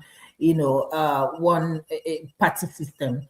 And you hear this governor tell you that you can't come here to campaign. And so I'm not sure. At this point, I don't know what is going to work for Nigeria. But if you ask me, I think it's worth trying. I think that's what we had during the Azikiwe them. Is that what we have? We have the Eastern region and Southern region and all that stuff.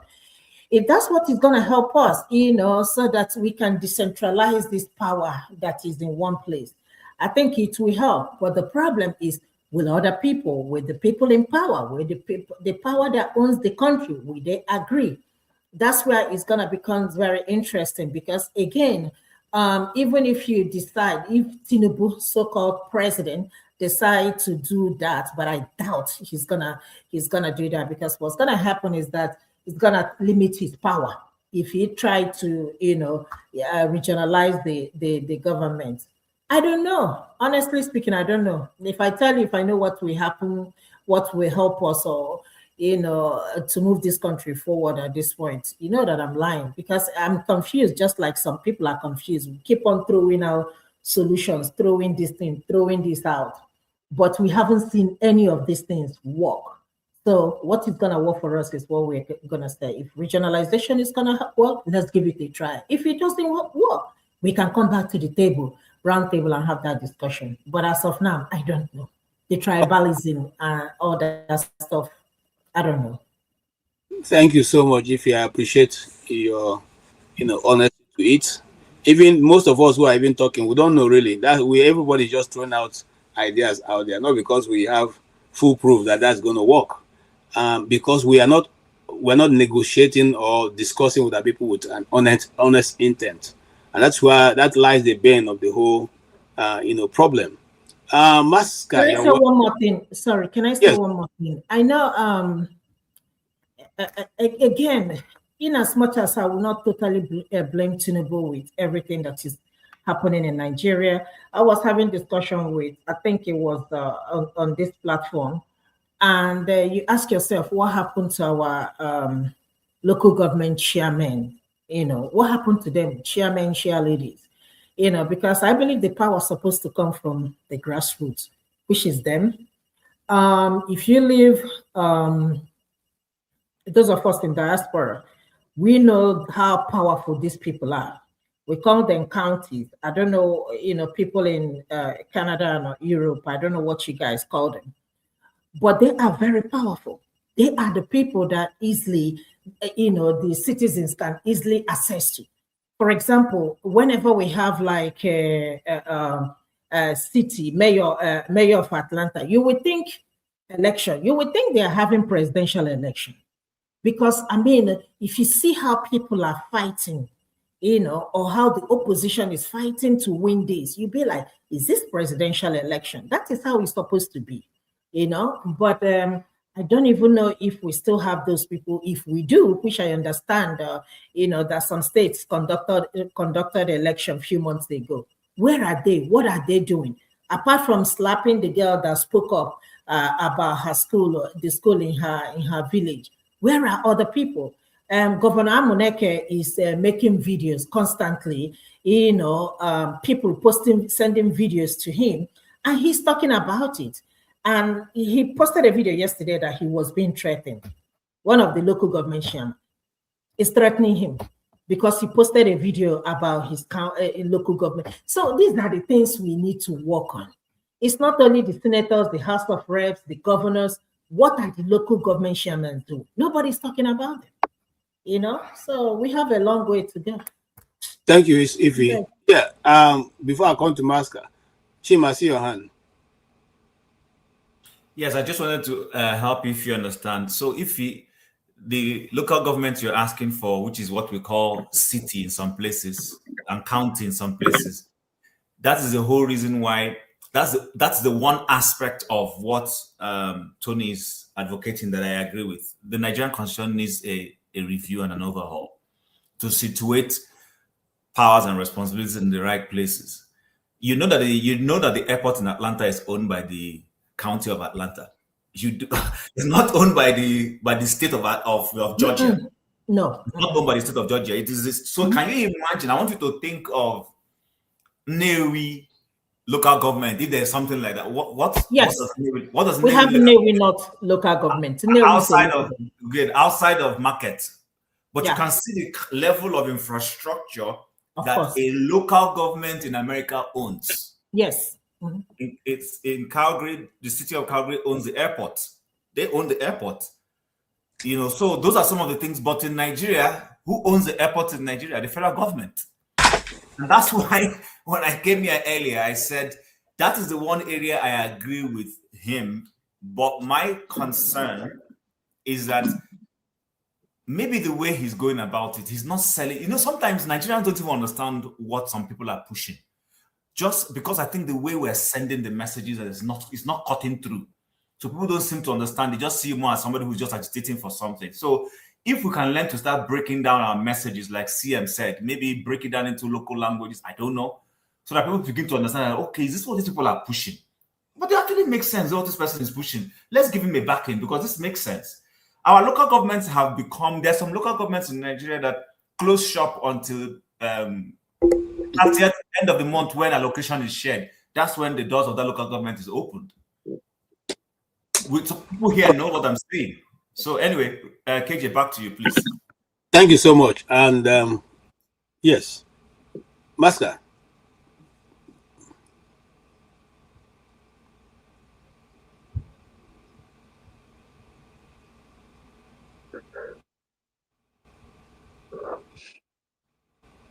Yeah. All right. Sorry, I was trying to unmute myself.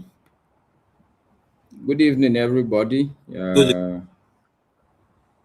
I will try and be like other person, but it's difficult to be able to say good afternoon, good morning, also depending on where you are listening to. But I will try. We are bound to constantly improve. All right. Thank you, KJ. So I will start by saying that on tonight's show, I didn't listen to Tony Nnadi. But let me not be ahead of myself. I would rather let you set the question for me so I can respond. Okay. Tony Nnadi, with due respect to him, was able to give a good account of what he has been doing with NINAS. NINAS is an organization that is advocating that Nigeria should go to, have a rewrite of the constitution and probably be able to situate things in a proper way. And that certain clause in the constitution has made it almost impossible for the Federation of Nigeria to operate properly. Consequently, he said people like Peter Obi cannot be able to make any headway, even given the opportunity, because he himself used to say that the constitution was not workable, that Nigeria was like an engine like a car without an engine. And so the first thing you have to do is to put a good engine into the car to be able to drive it. So how come years later he's now saying he himself want to drive that car? Is he saying now that he can drive a car without engine? And of course, he took a swipe also at people like other regional, people who are advocating for one thing or the other, like Nnamdi Kanu, who he said the Biafran movement was a useless movement, and also other people, he called other people out as also not having been able to articulate their ideas properly, consequently do not make any meaningful don't know, meaningful mileage in the development of Nigeria. So he's calling everybody to fall into the Ninas, which is where the whole cocoa is, where they will now have to discuss and see how to put a constitution that can benefit everyone in Nigeria, and probably even go to a point of going to regional sections if that would be the reason for it. However, some people accuse him of not being able to articulate properly, like Mr. Opobolo, who told him that some of the things he said was not aligning up with what he's saying. He doesn't really know where he is at this point. Chim tried to let him, help him to be able to, but to put his point out a bit, but that was misunderstood. So instead of answering that question, it was more like you need to go back and listen to what I've said earlier. It was a good discussion for me. When people come to the platform, they must not agree with all they said, but are they able to distinguish themselves? I think he was able to distinguish himself in what he has chosen. Whether he's succeeding or not, that's the question I'm asking you now. Is that idea he's been canvassing for many years succeeding? Is he been able to move the needle of the North? Because in all of this, the North holds a large share in making Nigeria go forward by either accepting or not accepting. Is he been able to shift Nigeria forward by his argument?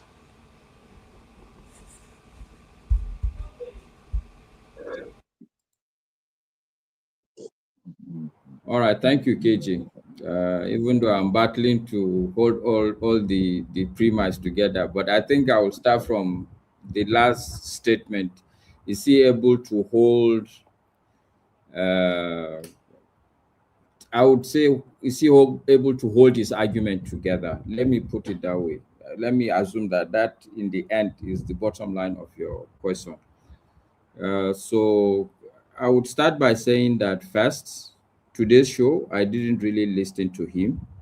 In fact, it was a bit of an argument within myself when yesterday Mr. Rudolf announced that it's Tony Nnadi that will be on the show. So I had to ask myself that, okay, I've listened to this guy before. I've asked him a couple of questions.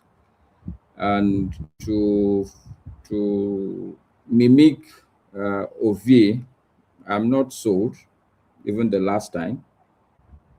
So I was asking myself, should I really listen again? Because I doubt if he's going to say anything new. But that problem was sorted out for me because I had some urgent things to do. So I didn't join.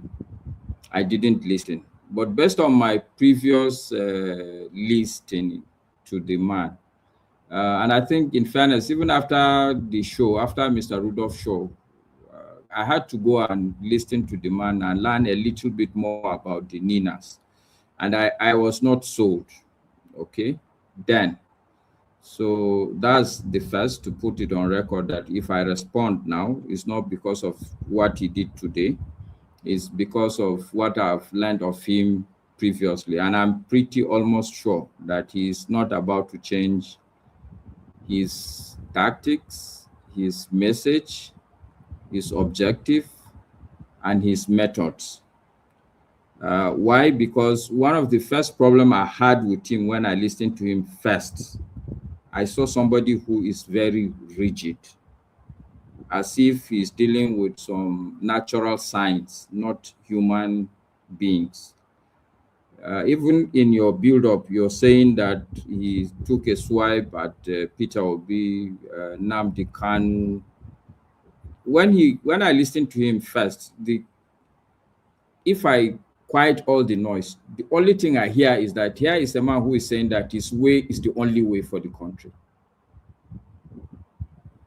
And he was almost bragging that, look, Nigeria is where it is simply because Nigerians didn't listen to him.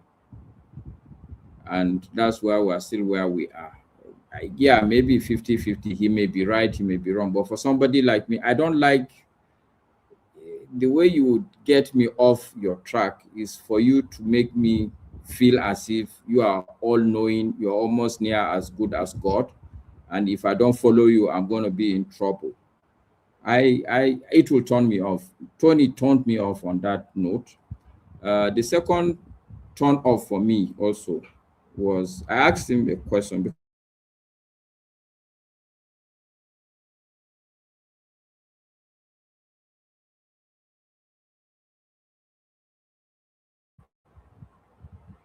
Can you hear me? Back now, you were off for a while. Okay, go ahead. JJ, can you hear me? We can hear you now. Go ahead.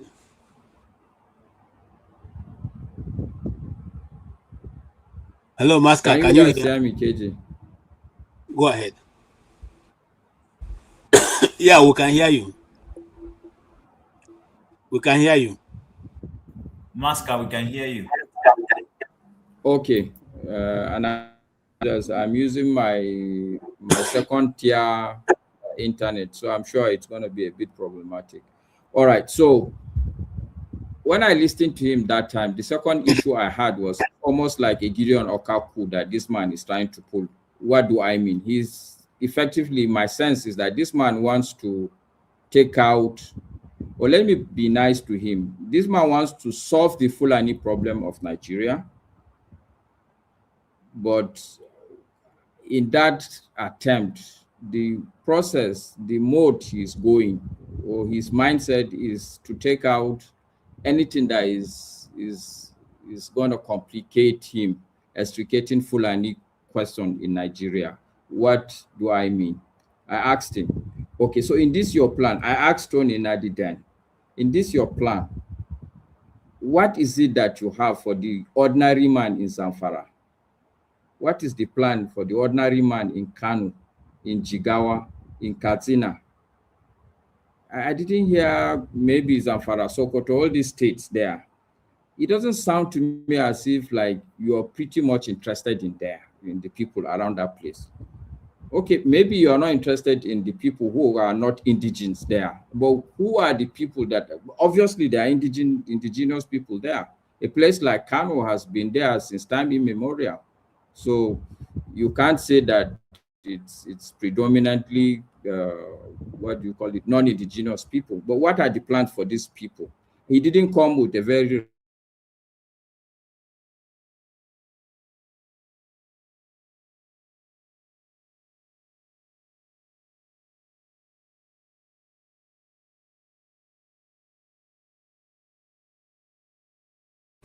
Can you guys hear me?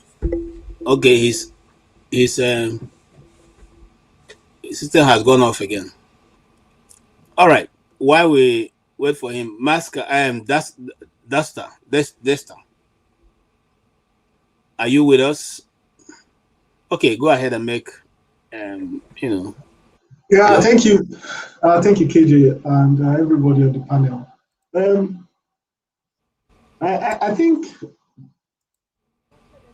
I think it's a little bit disingenuous when you have somebody who has put in a lot of work, into something, into an idea, and we just come and throw it away. I mean, many of us here just come and throw it away we have not done anything. And I think also if something is not really, the idea of democracy is that even if somebody is saying something that really I cannot fathom, it doesn't mean I dismiss it. Maybe Tony Nnadi is living generations ahead of us. So many of us, we are so constrained to what we know in the present that we cannot actually see beyond it. Or is it that Tony Nnadi is living behind? But at least the man is trying to provide a solution. And I think one of the things we should do is to interrogate it and, because not like, at least the man is trying to provide a solution. Many people here are not providing a solution. They just want status quo. Status quo has not worked. I heard some of us say things like, what we have is what we have to. Has it worked? We are in a status quo that has not worked. Look, if you're not upset that Nigeria is consistently becoming bad, I know that, look, see, many of us come on this platform and we are from a generation, maybe they are 30 and above and all that. That's, you probably witnessed the last betterness of Nigeria. But Nigeria is not working. It's been consistently going bad. And you have a man who long ago identified that this thing is going to go bad. And he has been saying it consistently. You see, until an idea pops that's become successful, many people speak against it. That's the truth. Until an idea becomes a success, many people will say, oh, no, it can't happen. No, even technologies that, like the stealth aircraft that the US built, it was a Russian idea. I think how you put squares, instead of you use triangles to form the aircraft. Oh, the Russians were the ones that wrote the paper, and they discarded it, and somebody else in America continued on it. And built the first real stealth aircraft, that minimized the radar cross-sectional area. So I think it's a little bit disingenuous for us, could just come here and many people just throw away, Tony Nnadi is this, Tony Nnadi is that. Look, that man has been doing something for more than 20 years. He's not stupid. Somebody is saying, oh, what is he going to do? What about the North? What about That is why those people have to think for themselves. The man is thinking for himself. You see, we must get to a society. I think that's where the problem is. And one of the reasons why maybe what he's saying can't really, we want to impose the American model on Nigeria. Maybe the reason why it can't work is that the educational level of people in Nigeria is still very, very low. So you go to places whereby you have a community of maybe 5 million people and only maybe a couple of hundreds of people are enlightened. So decision-making becomes very difficult. That's the problem we are having in Nigeria. You still have enclaves in Nigeria that decision-making rests in the hands of a few who would skew that decision to their own benefit. And when I say education, it's not just about going to university. In the enlightenment of the mind. Example, look at a place like Port Harcourt, and one man holds sway. One man completely holds sway. People can't do anything. Why? The people are not enlightened. The man comes out, the same man that has looted your resources, comes out and says, I'm doing a rally. You people still come out to come and troop out to sing his praises. These are the problems we have. So from what the guy said, look, I've listened to this man long ago, but not necessarily that I agree with everything he's saying, but at least he's trying to provide a solution. I think it's a little bit not good when we come here and we just throw away what he's saying, and for whatever reason, for whatever biases, but we are not providing anything that is working. Anybody that comes here and says we should continue the way we are going, they are not helping us.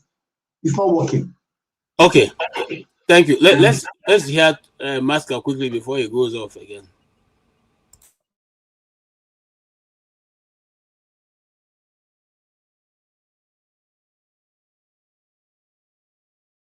It's not. Can I say something right quick? Again, I'm not taking a shot at anybody, but this issue of, I don't like, let me choose my words carefully. Okay, let me say it the way it is. This is one of the problems that we have in Nigeria, because particular regions feels that they are more important than the other region. You can never hear any Southerner or any Easterner, say, what are you going to do for these people or these people? I don't like it. If you guys want us to be one Nigeria, what affects the North should affect the South, should affect the East, and should affect everybody. I don't want it to, because that's the way some people, make it feel when they come. It's just their region. Some of the Easterners do that in terms of marginalization. I know where they're coming from, but I don't like this idea. What can you do for us? No tribe is better than the other, and no region is better than the other. And I think this is one of the biggest problems that we continuously fight in our country called Nigeria. If we don't stop that mentality or remove that mentality from our head, we are not going to go nowhere. And that's why I consistently say, if you get to this point, let everybody go their own way so that you can, focus on your region. But whenever we come here to talk about Nigeria, let us focus on Nigeria as a country, as one, instead of making it, what are you going to do for somebody in Kano, or what are you going to do for somebody in Kaduna? I don't think that's a good idea. Okay, thank you so much, Ife. If he's saying it's not a good idea for you to always think about your region, and that question always comes up every now and then, that yes, our region, what are you going to do for our region? The North will not accept this. We will resist this. You cannot do that. You cannot do that. You can't do this. You can't do that. The question now be, when you keep saying that, are you saying it because you want to build a region, you are building a nation of equals, or you are building a nation where only you people can determine what happens to the rest of us? If all of us take that same position, will there ever be a nation that all can build and say we are proud of? That's the question. And that's the answer that we all need to debate. So, looking at this point right now, I would like us to one day sit down here with those experts, because I see a lot of experts in American politics, and we discuss the American Constitution, how it was formed, the wordings in the Constitution, vis-a-vis the Nigerian Constitution, and what is said in it. Let us see, compare and contrast what is working in America and what is working in Nigeria, and what is not working in America and what is not working in Nigeria. Perhaps that will give us a more inclination into what is good, and if that good is working for the gander, or it's just the gander alone that is suffering it in Nigeria. If we're able to determine that, it may go a long way to help us be able to build a nation. If we really are truly interested in building a nation, as it is, I'm not even sure that that's what we want to do. But that's my opinion, and I'm not forcing it on anyone. Dexter, you can go ahead and complete your thoughts so I can move on. Sorry, Dexter, I think I interrupted you. I'm so sorry. Yeah. I mean, give me 1 minute, please.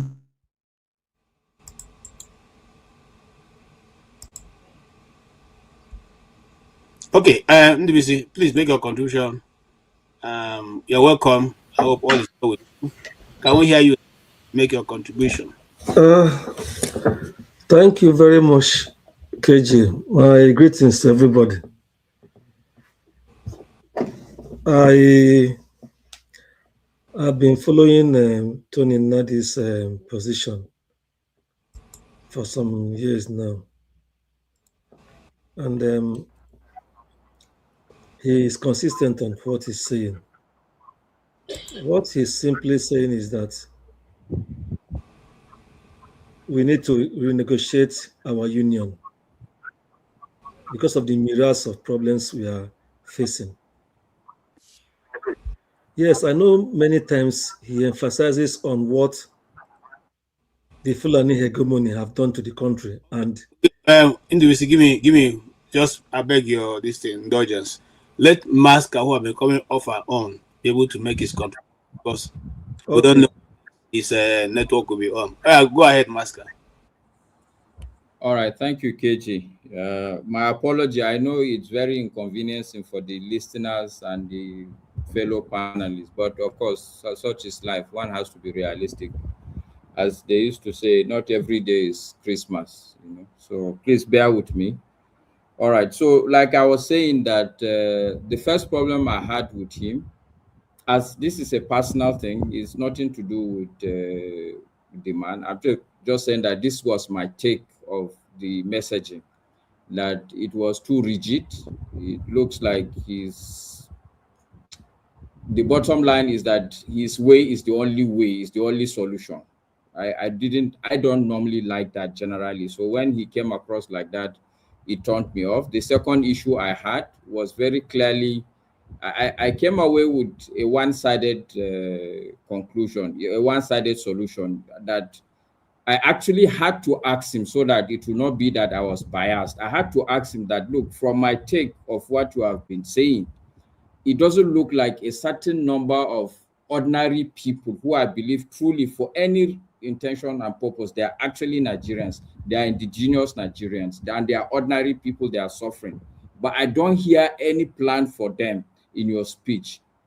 For example, the ordinary man in Zamfara, in Sokoto, in Kanu, in say maybe Jigawa or Katsina State. And his response was that, okay, well, look, these people, if they are really interested, they should go and do what they have to do.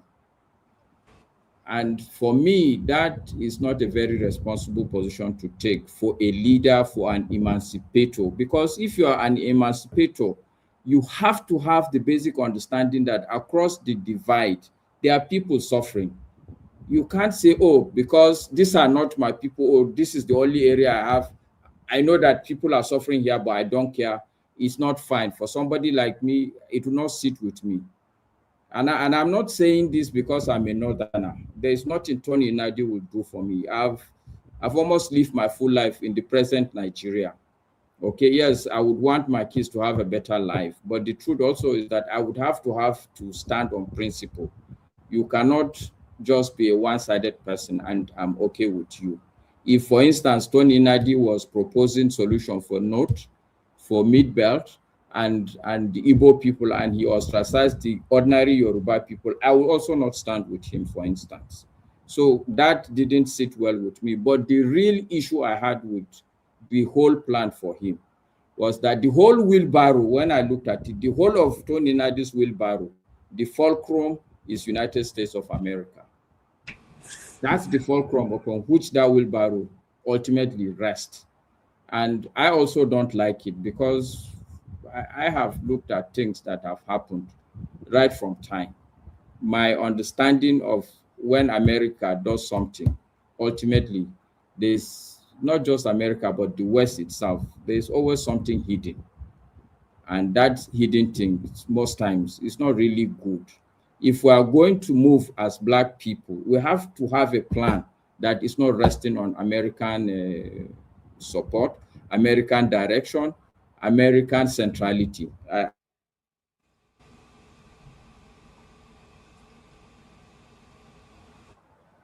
All right. If you can hear me, KJ, I will stop here. I think that would suffice for me at this point. Thank you so much. All right, I have Chief Pansa behind the stage, and you know, a well number of other people. So if anybody is willing to speak and leave, let me know so that I can. You know, if you can go with this your head, please be there for us. More, we'll look your picture, make people take and they come our program. I beg.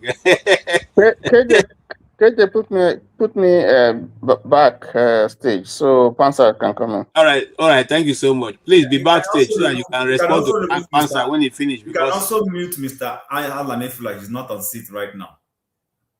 Okay. Thank you so much. Thank you so much, Jim. I didn't say that earlier. All right. This I'm bringing you back, so I can complete. And then we can move to a new topic. Looking for. I was speaking before you asked me to stop, so that you continue and finish. Huh? Continue and finish. Okay. So from the summary of what Mr. Nnadi said, which has always been his position, I think what he was saying is that Nigeria, as presently constituted, is not working, and the country needs to be renegotiated. And I'm sure many of us here have the same view. Some people, like the patriots and others, have shared that view. Even the man in power now, he said it again today, that the man in power has this same view, but because he's in power now, he has forgotten that. I want to correct something from what Matsa said. I don't think he excluded any group in Nigeria.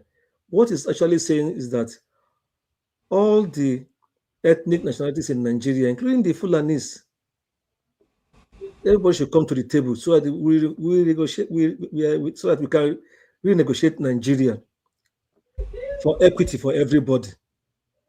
And if that renegotiation means that there will be a different kind of system of government, so be it. But it says that as it is now, it's not working.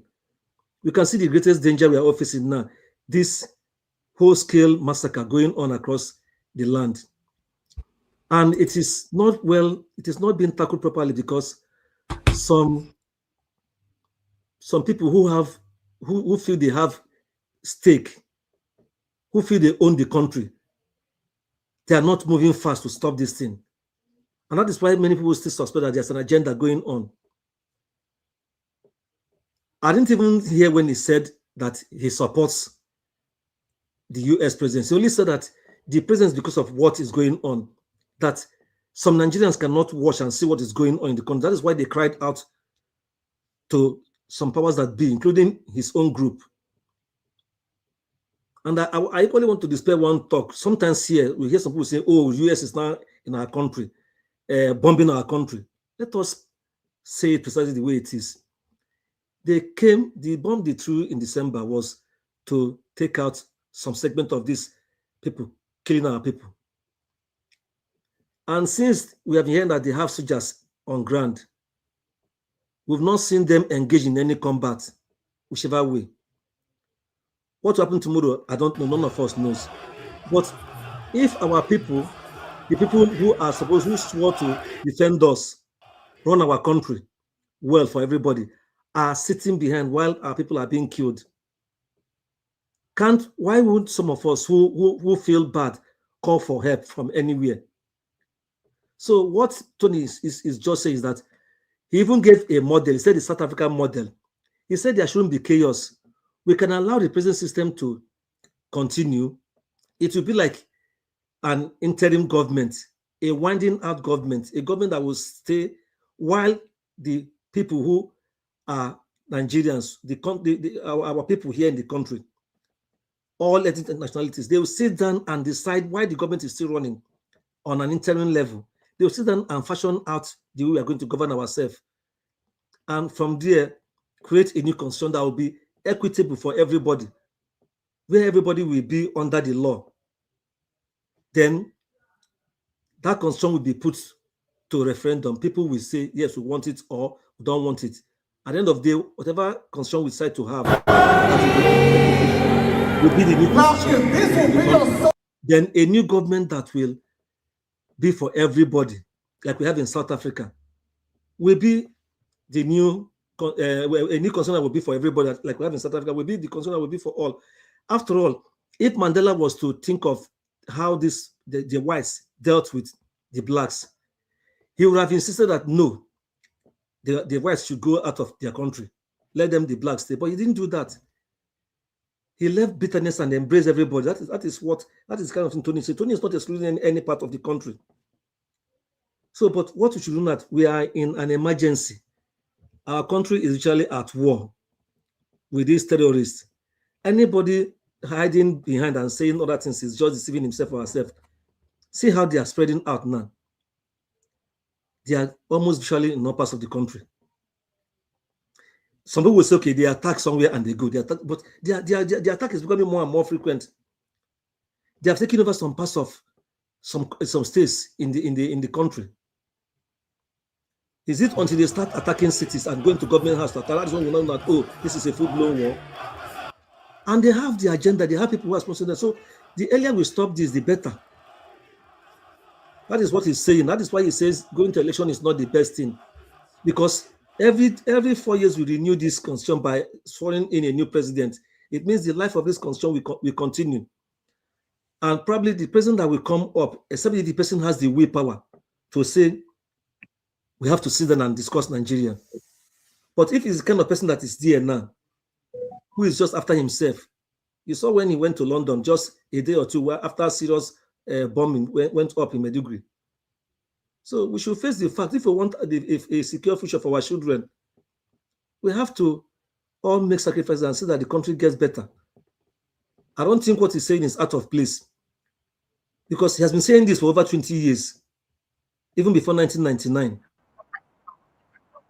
And now see where we are, nothing is improving. He has not taken out any part of the country. He didn't say he's fighting for the West or the Southeast or the South or the Middle Belt. He's saying all Nigerians should come to the table and sit down and let us discuss our country and look at ways, because this concern is not working. This concern has so many ways that tied everybody's hands down. Everything is about the center. The man in power is even powerful, so powerful than even the concern itself. And you all have seen how sometimes they push away the concern and do things the way they like. How can in a true democracy a president will be controlling the National Assembly? So what is going on in the US now? They are now debating about funding the DHC, the Department of Home Security. They are debating it now. Trump cannot do anything about it. What he can only do is to urge the Republicans to push. They are still debating it now because some sections of the Congress, they don't like what the previous secretary was doing. And it is affecting the TSC, people who are manning airport security. But they are working on, they are still debating on how to fund it now. This Sunday, they are in the Congress now. I don't know where they are finished. I just saw them live. They are still discussing it alongside confirming the new secretary Trump nominated. But see our country, anything this man brings to them, they'll true. Is that the kind of country? So if tomorrow this man says to say everybody will come to the villa to salute him before they go to work, they will approve it for him. Let me stop here so far. Let us be serious. Okay. KJ, please. Yes, please. I think that some of us are trying to sugarcoat some of the things that Tony Nnadi said.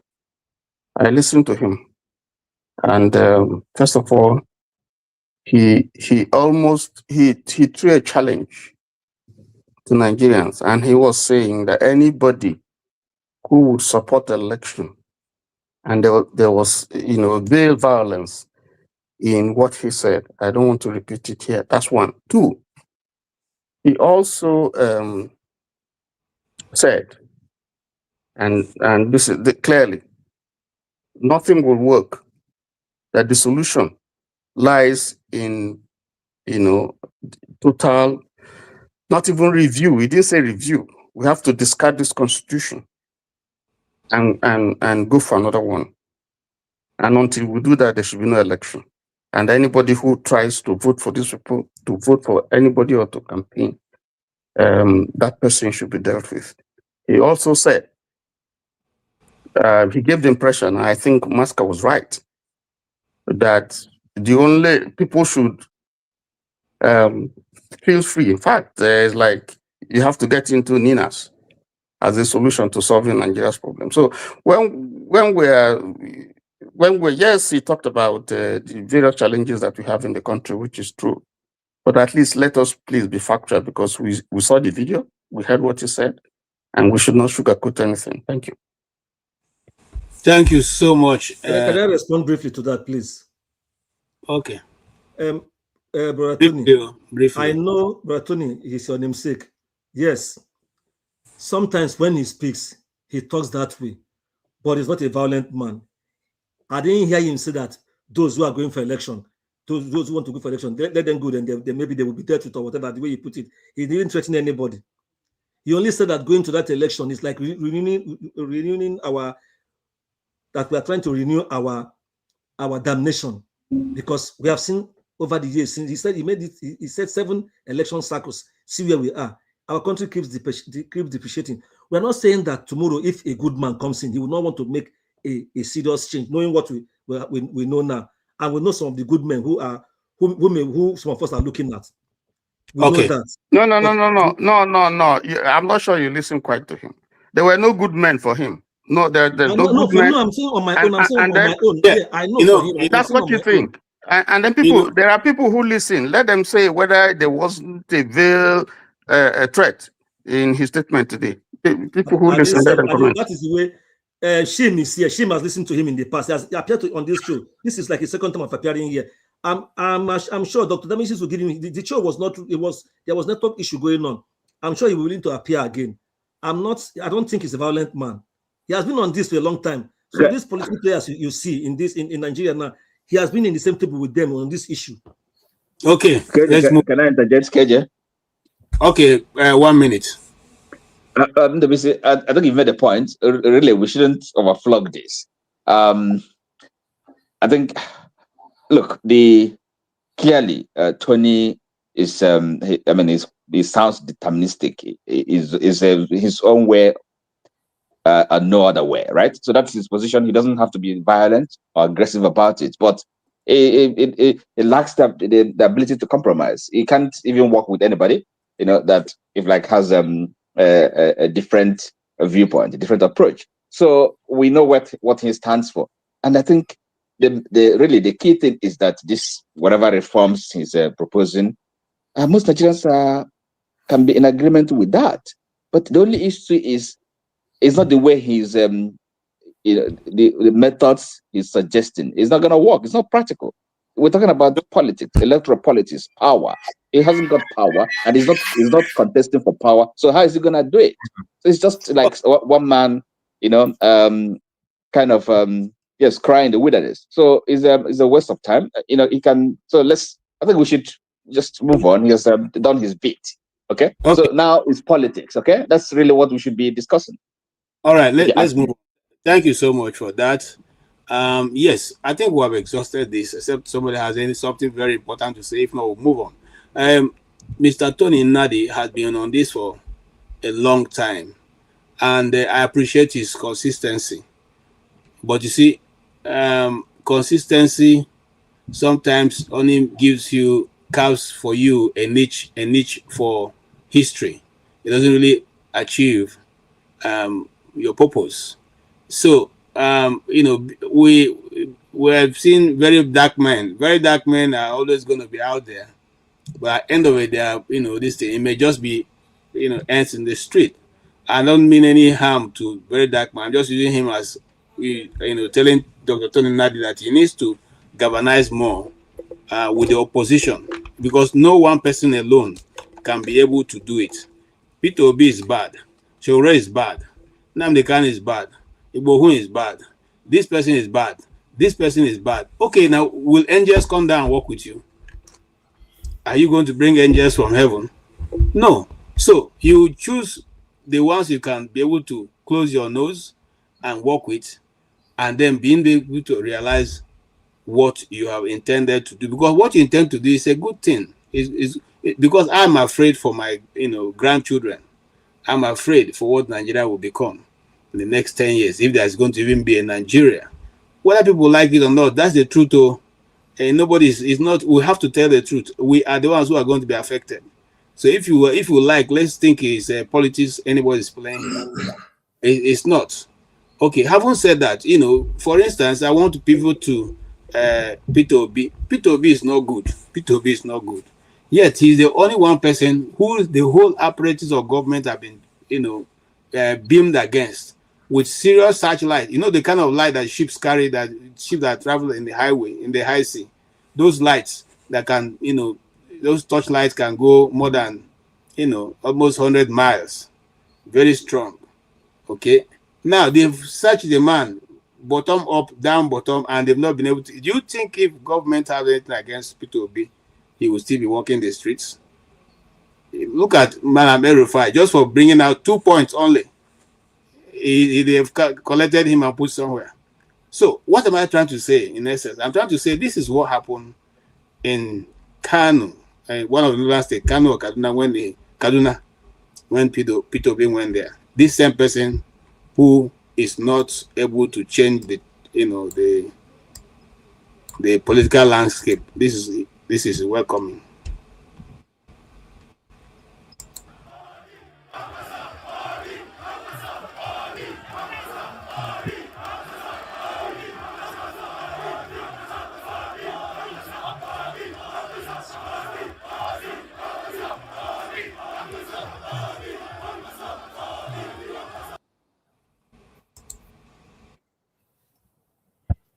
This is AI, Jaws. AI.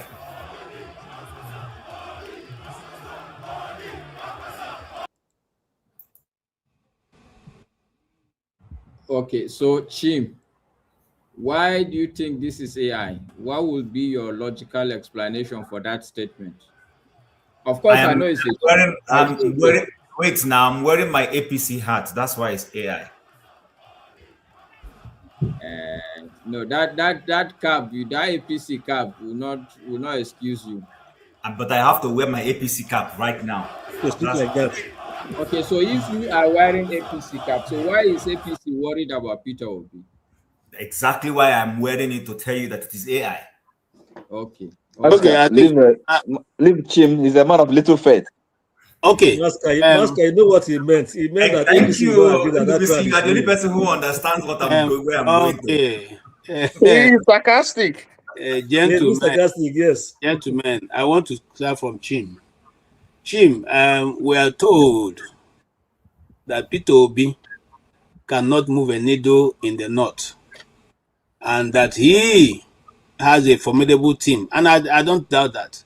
A formidable opponent, which is the Adamawa born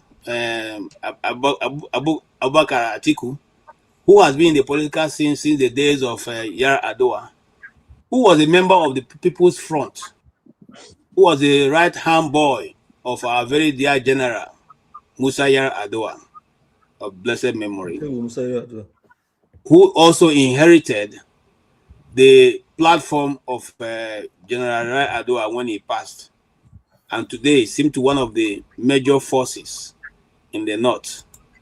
Do you think that Peter Obi can be able to combat him in this coming race? Okay, yeah. KJ, thank you very much for that question. No doubt Peter Obi is a force. If we want to go by the last election, where not a single governor, but I believe he got more than 6 million votes. I believe he got more than 6 million votes. I believe the last election, I'm sorry, was an election where votes were allocated. So for him to have been allocated 6 million, it means they saw what he got and said the safest quantity of votes to give him to accomplish our objective is 6 million. So anybody who wants to argue with me, that's fine. I'm going to speak on two sides. I'm going to give my positives about him, and then I'll also say areas where I have disagreed with Obi. Because I think if we genuinely appreciate someone, we should be able to, hype on what they're doing well. And since I don't have access to him, this is, I will say, where I think he plays a little bit of, in my view, he knows what he's doing, no doubt. But as a commentator that I am, what I perceive to be his bad politics. So Obi is reaching out. Obi is pragmatic. Like you rightly said, and a lot of people have said here, and which for any reasonable person should be the way to look at life, is that there are no angels are going to fall from heaven to run Nigeria. Angels don't fall from heaven anywhere to run the political system of that country. It's going to be the individuals, the politicians they have there. However, for us who are the guys who vote, it's for us to look at amongst alternative candidates we have, variables, to pick the safest. You understand, in terms of our values, what we want, someone who is more sensitive to the plight of people. Look at somebody's pedigree. What kind of politics has he played when he was in position of governance? If the person has been in governance, for instance, how was his government? Did he lead by empathy? Did he lead by developmental indices? Do you understand? Was it about him or about society? This is the thing Nigerians haven't done well. We run with, oh, he's from my ethnic group. Oh, this man gave me money at the airport. Oh, when I did not have shoes, he gave me sandals to wear. No. If you look at life that way and politics, you will pick the wrong candidate. But when you look at somebody who, when he was governor, for instance, you see he had opportunity to enrich himself. He said no. He looked at society long term. He invested the assets of government into things that generated money for government and walked away when it was done. Those are the things you look at. You don't look at somebody who, because he is a strategist, strategy to where? What is he strategizing to? He's a bridge builder, building bridge from where to where? Is he just building the bridge from his friend's house into his bedroom? What exactly is he breeding the breed for?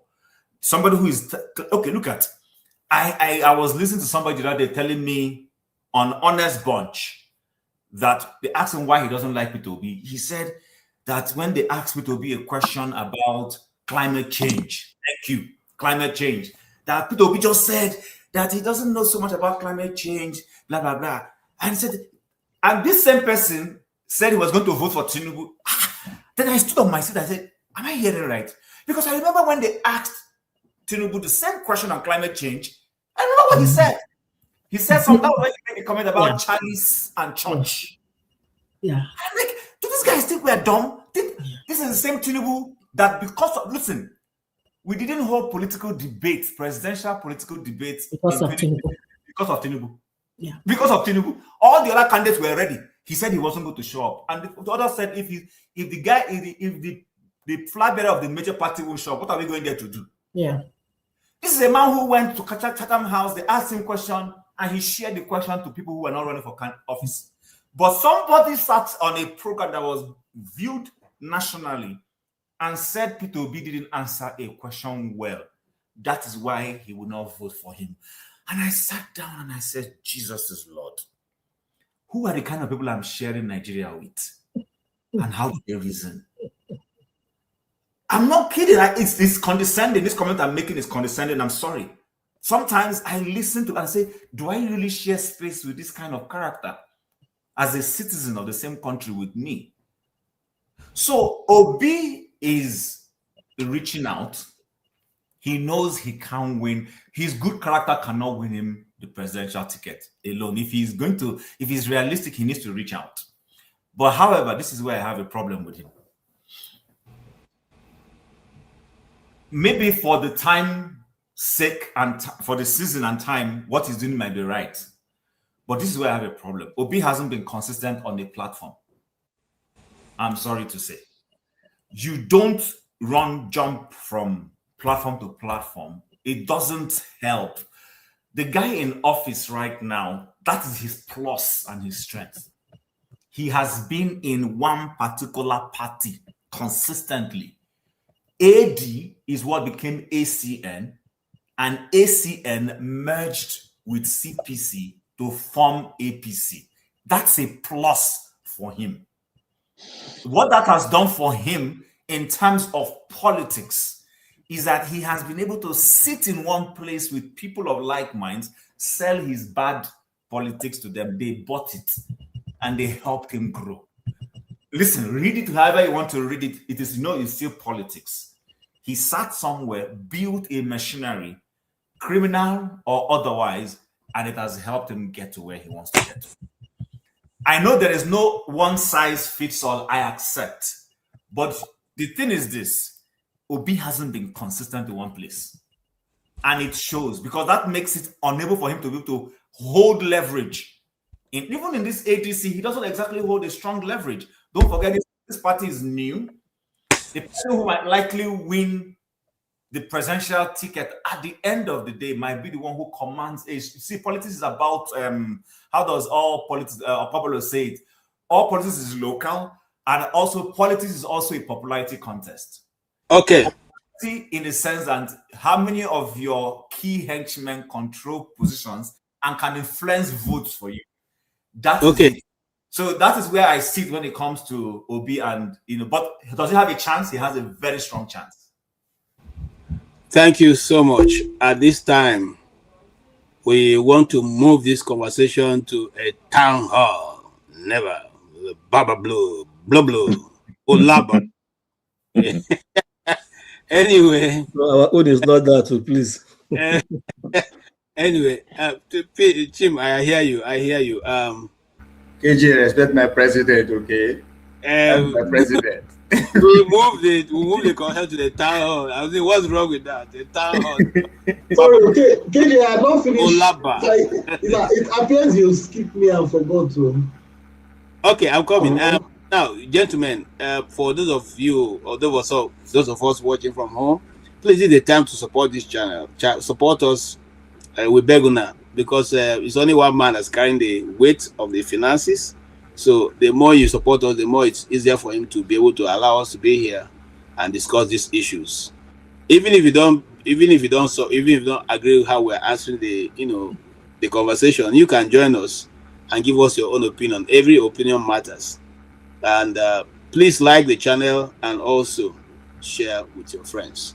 Thank you so much. CM, you heard what Chim said. The only thing that I seem to find a bit distant is, listen, we just saw a video of Mr. Peter Obi in Kaduna.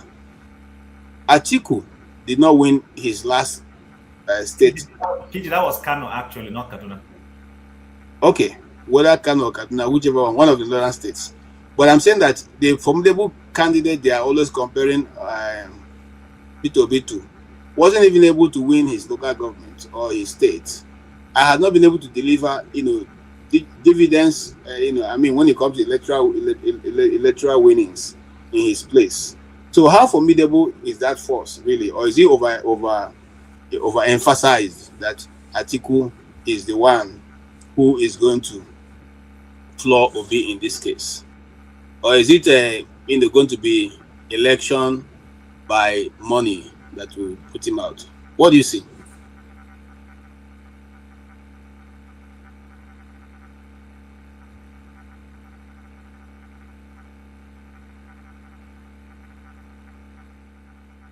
Okay, I think your volume is gone. Yes, CM. CM, volume.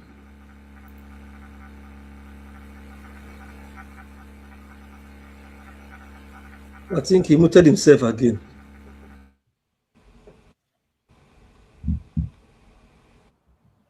I think it's the gadgets he's using. Okay, CM, we can't hear you now for now. Your gadget has dragged himself into a corner. We can't hear you. Gadgets have cornered you out. They are not happy with what you are saying. Okay, if you go out, you come back, I'll bring you in. But I want to bring Mr. Ahamefula. Ahamefula is a member of the Obedient, so he will have something very serious to let us know. Yes, please go ahead, sir. Sorry, before you start with what I would do, I would go out. I think you should bring out Chim. No. Okay, no, you, Master, you make your comment before you go out. Sorry, gentlemen, because he is Nigerian and he doesn't have a steady. I don't like this thing now that people are making me look like an either orphan. No, nobody's making you look anything. Just don't worry. Nigerian, we don't like make the. Are you denying the fact that you are Alemajiri? Are you denying that fact? Okay, somebody said do door for him. I bet no vessel. I know go school and I know go. Treat you like Alemajiri. Don't worry. All right, no Allah. Thank you, KJ. And I must confess that look, you are a proper Nigerian. Don't wash away any other thing I would say. I know I called you a propagandist, but I've taken back all this propaganda. This is Oshobole style. Come to my party and all your sin will be forgiven. Yes. All right. So, look, I think I will line up behind Chim. The real issue I have with every Nigerian is that and I see it a lot during Buhari's time. Somebody removed his cloth, say he wanted to beat me because I was challenging their attitude towards a fellow human being. God in high heaven would in fact punish you people if you carry an ordinary human being and take him to a level of a God. It's only just logical. We are all human beings. Nobody is perfect, and there cannot be any perfect person here with us.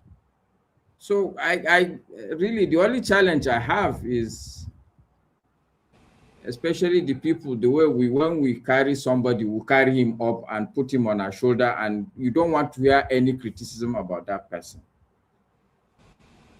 I think that's just the only issue. If the man is willing to open up and learn a couple of tricks, I think this is a country where this adage would fly, where they say in a country of blind people, even if Peter Obi is a one-eyed man, he will be okay to be our king.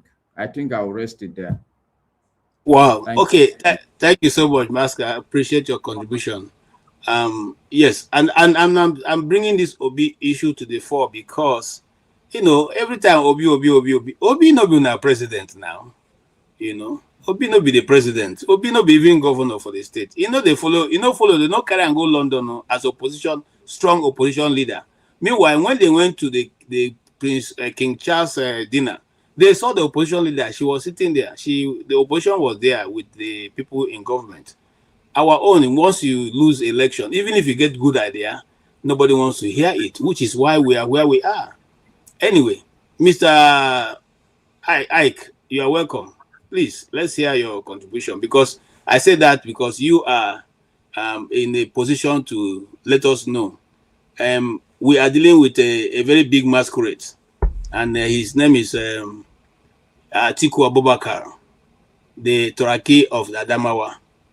And they said that because he is so strong and powerful, Obi cannot dislodge him in the north. And he himself, Adamawa Toraki, said 2 years ago or 3 years ago that the north will not vote an Igbo man. Do we still stand in that place right now? And is Mr. Obi going to move to the north so that the north can vote for him and change his tribe?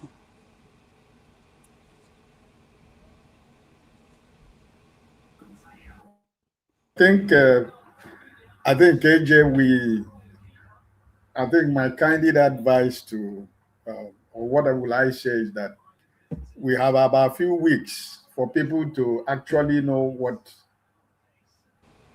the new political system is going to look like. So we don't need to flog it too much. Whatever anybody holds or thinks about any of the presidential candidate, I think in the next 1 month, everything is going to be very clear to everybody, and you can be able to make your judgment, right? And even if I have, or if I know something, probably it's not something where maybe we can share on a platform. Just like when Mazi comes here, Mazi will not tell you everything. But what I'm trying to, what happened in Kano today? It didn't start today. It's over 1 year. There has been maybe Ovie might know there has been a lot of underground work that have been going for the past 1 year. And, it is politics, right?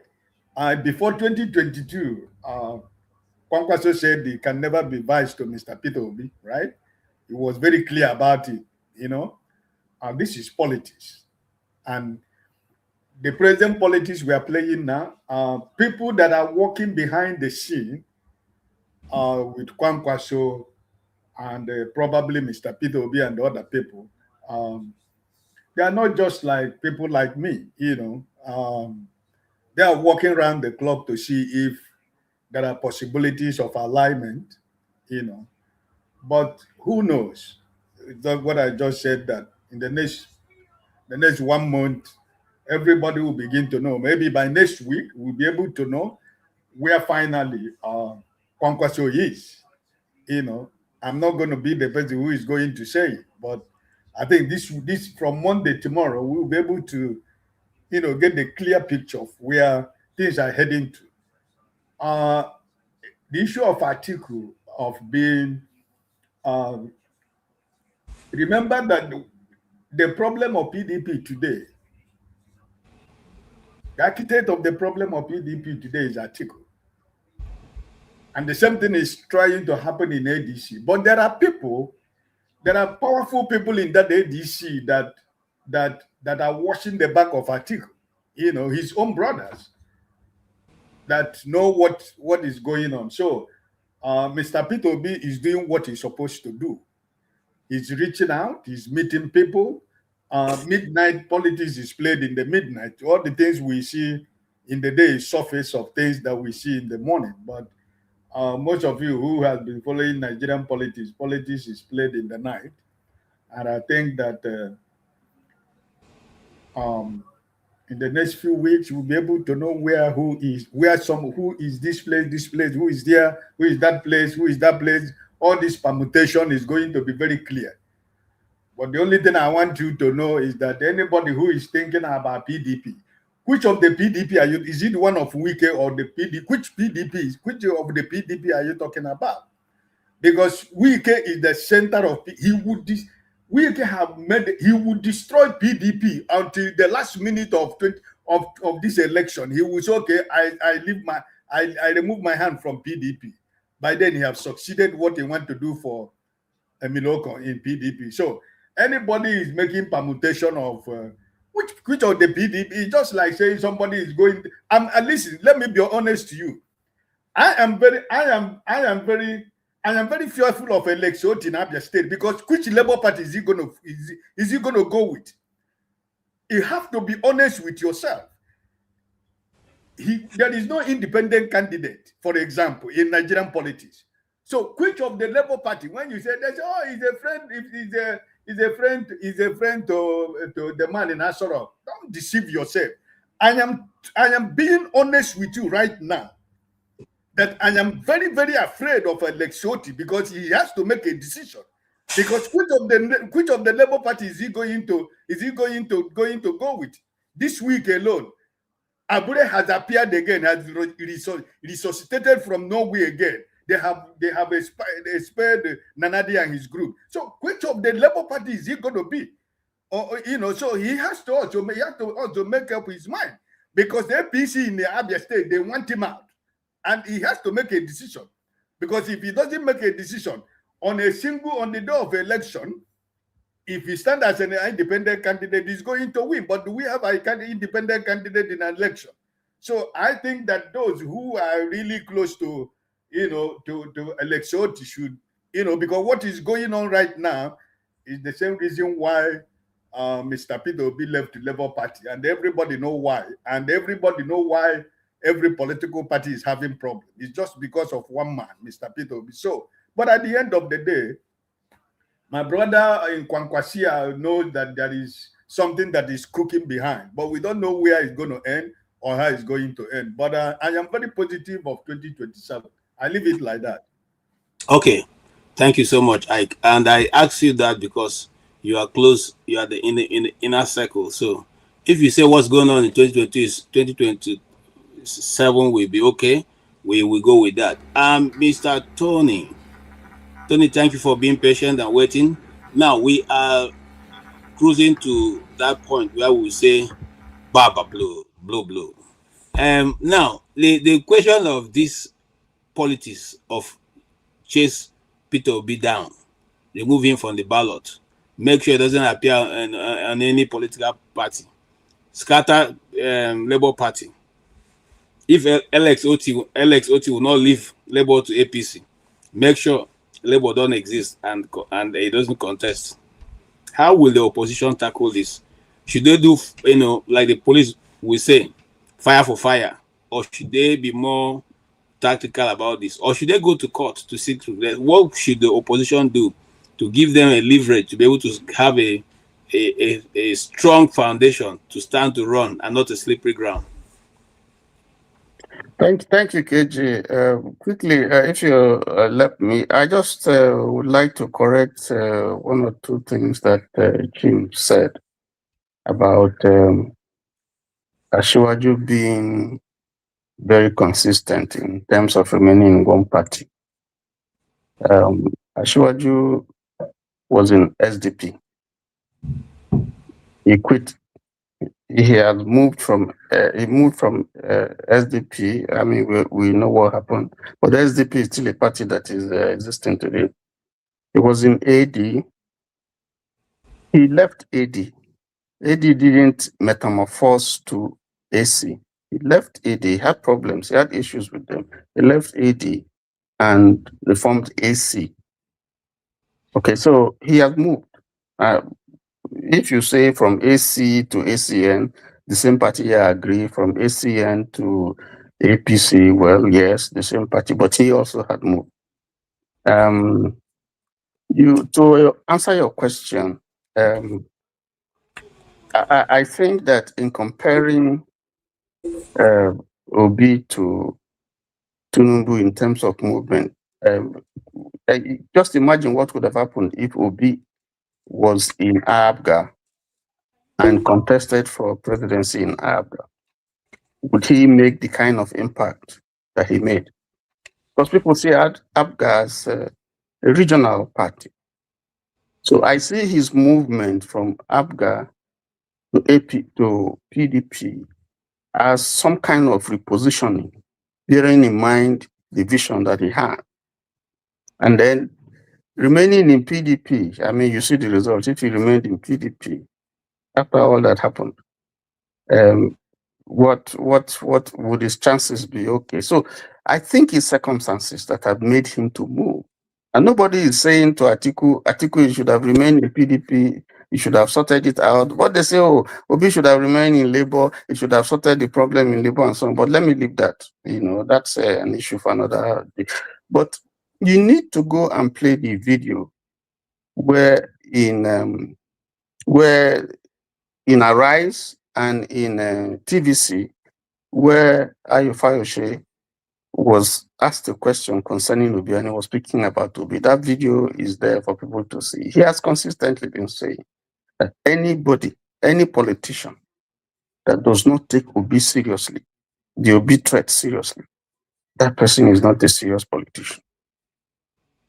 So it is known in Nigerian circle, whether you like him, or whether you want to diminish him or whatever, it is known that Obi is a political force, whether you like it or not. As a person,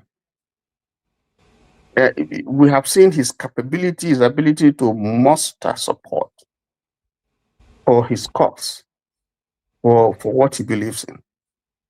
Now, but that said, this is politics. And if you remember, you asked the question, why is it that they are chasing someone who purportedly came third instead of someone who came second? I think that someone who came second and who had the kind of pedigree like Atiku should be more a threat to the establishment than Obi who came third. Some people say a distant third. But the issue is very, very clear because we know if you take Rivers State, for instance, alone, and I think that's even clear because even the external observers who came did say that Obi won Rivers State. If you take these votes, real votes, add it to what he had, what is allocated to him, take away and give Ashwaju his real votes, if any, in Rivers. Take away the votes that was allocated to Ashwaju in Lagos and give Obi his real votes, plus or minus. You would see a difference. Obi is the only one ever that has taken on Ashwaju and defeated him in an election. Nobody else has done that. So he's a potent threat, whether you like it or not. He's seen as a threat. So anybody who wants to hold office will do everything that he can to emasculate Obi, to make sure to put boo trash for him, to do whatever. And Obi has confessed that if I open my mouth and say the things that they have done to me, maybe the heavens will fall. Obi said that. So I think that if the issues are very, very clear, that if you have, some people are not comfortable with an Obi presidency. That is to say that if someone like Obi becomes a president, the privileges that they currently enjoy is likely, it's likely that they will lose it. Two, there's also the phobia, whether you like it or not, of the Igbo man being a president. There are people who feel that they are more comfortable with any other section of the country producing the president than an Igbo man. Whether that is real, what that fear is real or unreal, I don't know. But Tony, are you for real that you say you don't know whether it's real or unreal?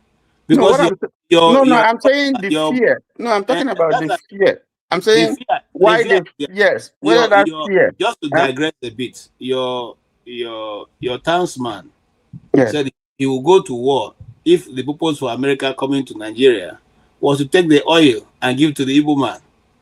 Is that not what he said? So that thing is already there. It's not something we'll discuss today, but it's there. So no, I'm not saying I'm not saying it's not. And I, much as I agree with your position, here is the case. I don't think you are getting me. I'm saying that there is that fear. Yes. Yes. That's so okay. what I said there is that fear. I said that, but I'm saying that the reason why they will have that fear, I don't know. That's the point I'm making. Yeah, that's the point I'm making. But the fear is there.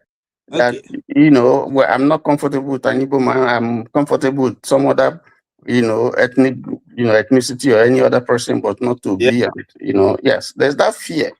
So I'm saying that whether that position that they hold is a genuine position, it's neither here nor there because they may have their own reasons, but there's that fear. That's the point I'm trying to make. All right, thank you, Tony. Finally, I think that the only way to ensure that Tinubu, or one way to ensure that Tinubu wins, is to ensure that there's division within the rank and file of the opposition. And that is one area where the APC has done very, very, very well. And that's one area where the opposition have also failed because they are not looking at the larger picture. Yeah, so I will ask you a question, Tony. Yes. The opposition, the government in power in the United States, are they using their power to destabilize the opposition in the Democratic Party? Are they doing that? And then if that is not what they are doing, why is it acceptable in our own country that you will not allow the opposition to be able to stand and have an office and have an election and have a rally and even have them organize their party the way they want? Why the destabilization? Is that part of the politics also?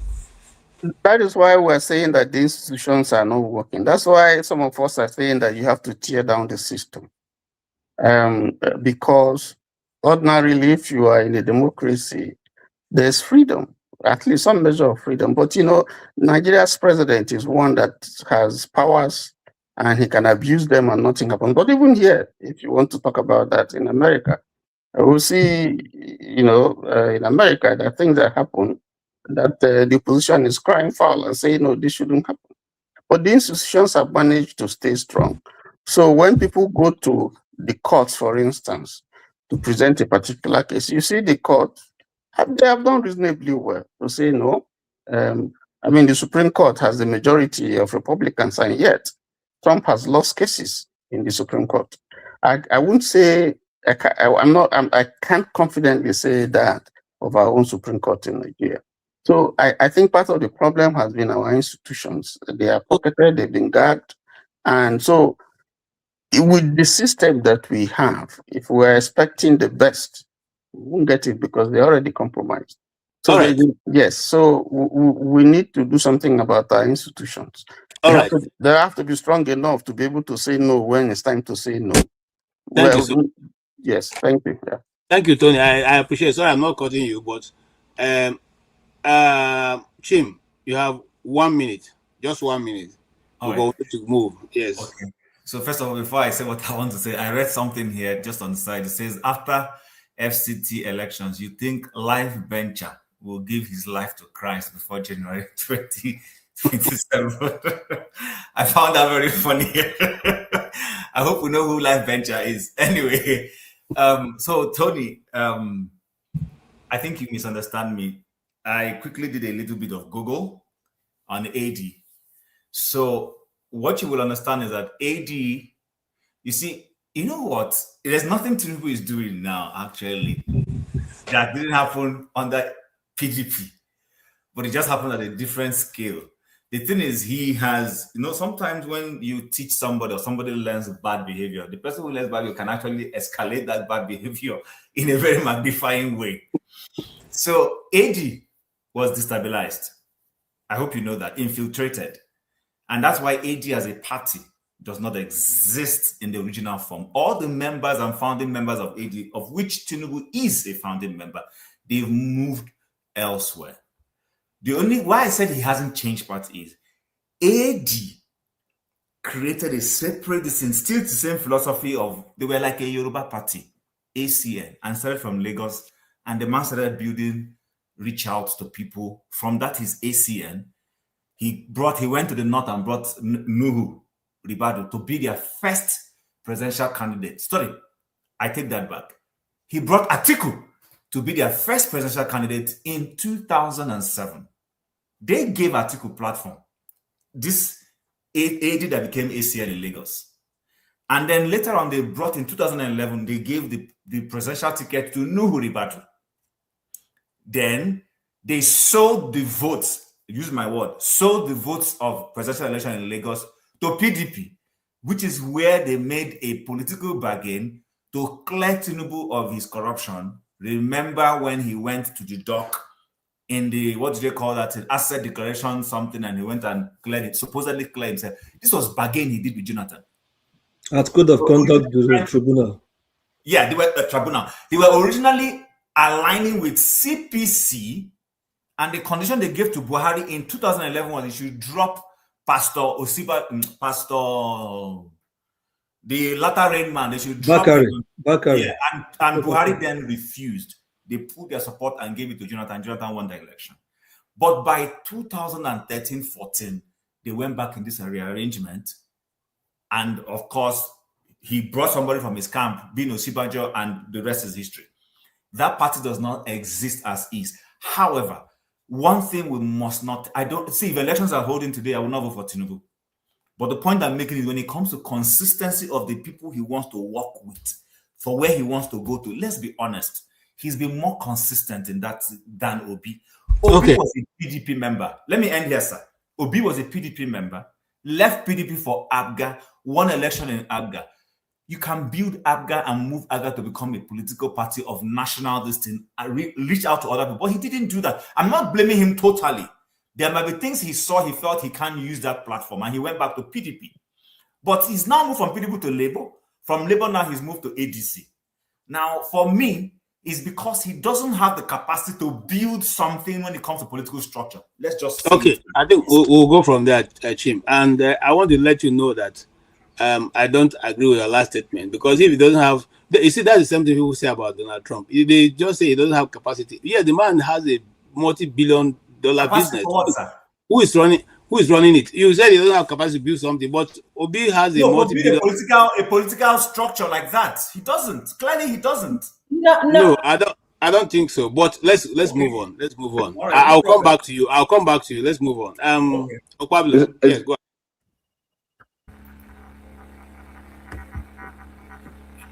ahead. Just like that.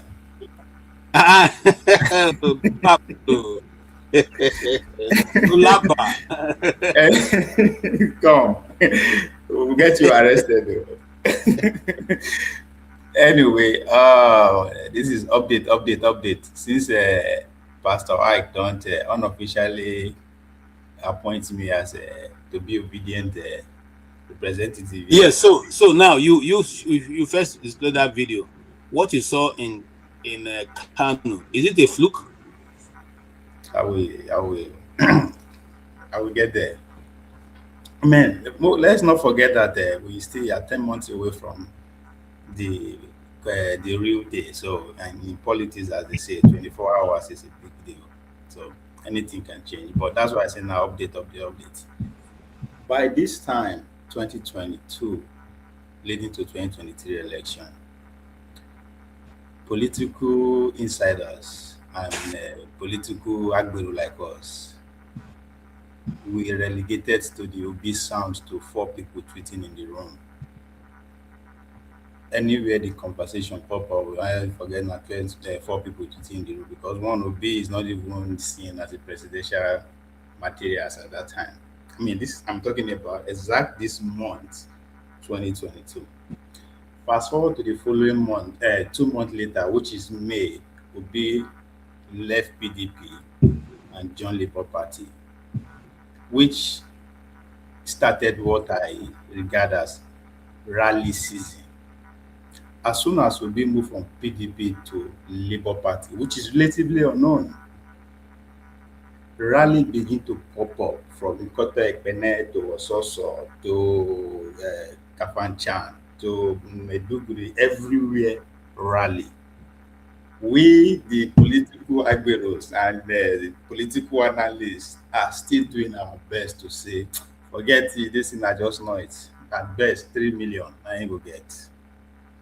Even in the midst of all those rally, Tinubu then refused to even recognize he Obi. At every attempt, any journalist tried to bring Obi come up, he no dey acknowledge that name. He refused to mention Peter Obi's name. It took him time before he recognized the man is actually a force in the race. Now, just to tell you the kind of the atmospheres we are in leading to 2023. Now, after 2023, a lot of things happen that make me see the question why people see they have a doubt in his candidacy going to 2027. Obi came out and said, my movement is bigger than any political party. It took me time to actually say, what is this man talking about? Until I build a mechanism that attack 3 into generational relativity. What Obi is saying is not political party. Obi is saying at least 3 generations, if I want to stretch it to by 2031, is looking at 3 generations that have 2 things in common. That 99.9% of them like power, political power, and economically poor. That is the generation Obi is targeting. Those generations also have one thing in common. We know they see party. We are moving to a stage whereby how technically are you sound? Just like when Tony Nnadi was trying to build a case for a trader. We are going to that point. If you cannot prove that, you will not even be considered. So Obi is seeing beyond all these parts wey be say na for sale, by the way. So now only two political party presidential candidate in my lifetime that had that audacity to come out and tell the whole world that their movement is much more than a political party. Obi and Donald Trump. Obi, history will write this our era. Only 4 things will appear in history book: the Obi and Obedient movement in Nigeria, and Donald Trump and MAGA movement. Every other person name will disappear. So this man again, he speaks to the gentleman agreement that the elite of Nigeria had in common. Say, I will only run for 1 term. No, that one no be saying communique or a Twitter. No, there was literally a media organization. They set up a media. The guy massive to the whole world. He was talking to his peers that yes, I understand that there is gentleman agreement. Even though Jonathan tried to be a man and bluff it, I will not do that. I will only run for 10 times. That's what I mean. The VP is not an option. That's exactly also what he assures his core followers, his core donors, those people that will sponsor the rally and everything that will come to bear.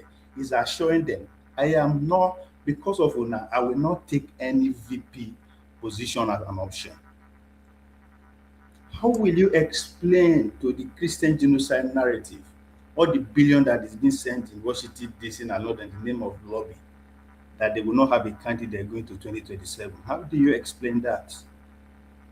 If you look at the way Tony Nnadi speak, there's a different tone, there's an audacity in his tone, in which he spoke today. There's no way you can tell me that they will not have a Christian candidate. It's not going to. So Okonkwo here is tallying with the Northwest political agitation too. Okonkwo is only playing to that what the Northwestern states are asking for. Because now 3 states you talk, Kaduna, Katsina, and Kano, the KK states. They are agitating for a VP slot. They are saying that this ticket that is governing the country now then contribute pass. I mean, talking about the old Northwest, and it's true. So they are saying they deserve much more. They deserve to be carried along on the ticket. That's where Shetima is having problem, other than the Christian angle that is having problem. So that's where Okonkwo is inserting himself, because Okonkwo understand one thing, that going to 2023, the North will have a consensus candidate. So you have to be in a better position to even be considered. So what you are seeing is Okonkwo play into that guy, because a lot has changed. I talk and say since we then drop bomb, since when they classify us as a country of content, a lot have shifted. Before now, I would say the North will 100% follow that Tinubu. But at this point, there's room for negotiation, because a lot of deals has been flipped, has been cancelled, new one has been signed. So there's room for negotiation. What deal is he ready to offer to the northern people? So that's what you are seeing playing out with what in Kano today. So they are putting the pressure to Tinubu that it is not all cast in stone yet. Our vote is still very up for everybody. So Okonkwo playing to his own advantage, Obi is taking advantage of that space. So that's what I see is happening. Come to today. So okay, that him coming to say that I'm not going to get a ADC ticket. I don't expect him to, because I said it here. It doesn't make sense to me when they go join them. But I understand after this point, you cannot attack Obi like that, politically speaking, right? It's as if you are attacking the whole group. So the fear should not be considered as anything, because anywhere in the world, political party are for self. Even the ruling party, APC, if you have a better deal, meet the real people that are in charge, they will give you the ticket. So all right, nobody should worry about that. We have 20 political parties to choose from. Okay, Ovie, thank you so much for that explanation. I think, Ovie, today, what happened? You are more calm now. We can hear clearly what you're saying. I'm looking for, I look for who gave me the job. I think I can lean towards him now. He will take me to the Indian movement. Anyway, that was, I mean, thank you so much. See if he, I have to put up my best act to stand a chance. Okay, don't go there. You don't accept it for Southeast too. You don't accept it for Southeast. Don't come close. Of corn. Okay. Well, I trust my people. Everything is negotiable. They are not dogmatic. So anyway, when you get born again, let us know. We'll talk to our sister. Go ahead. Okay, KJ, where do you want me to talk about now? Is it Obi's appearance in Kano? I thought we asked you a question, and Pablo took his time to explain everything. Yeah, we're talking about his impact, and now it's going to be head to head with Atiku. What is Obi's chances that you see coming out on top? Okay. And also, is it likely that Kwankwasa is going to run with Obi, or is it just a road show? Well, to me, I am not an insider. Everything is like someone said earlier. There may be some underground work going among all of them.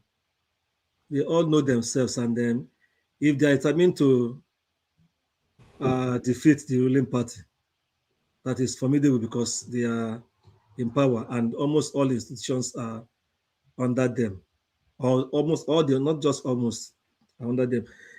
They know, and they have to look at what the people are saying, the ordinary Nigerians, the ordinary voters, and it will be left for them to come to that conclusion that so and so person will be the best candidate, the most that is popular among the masses, particularly the youths.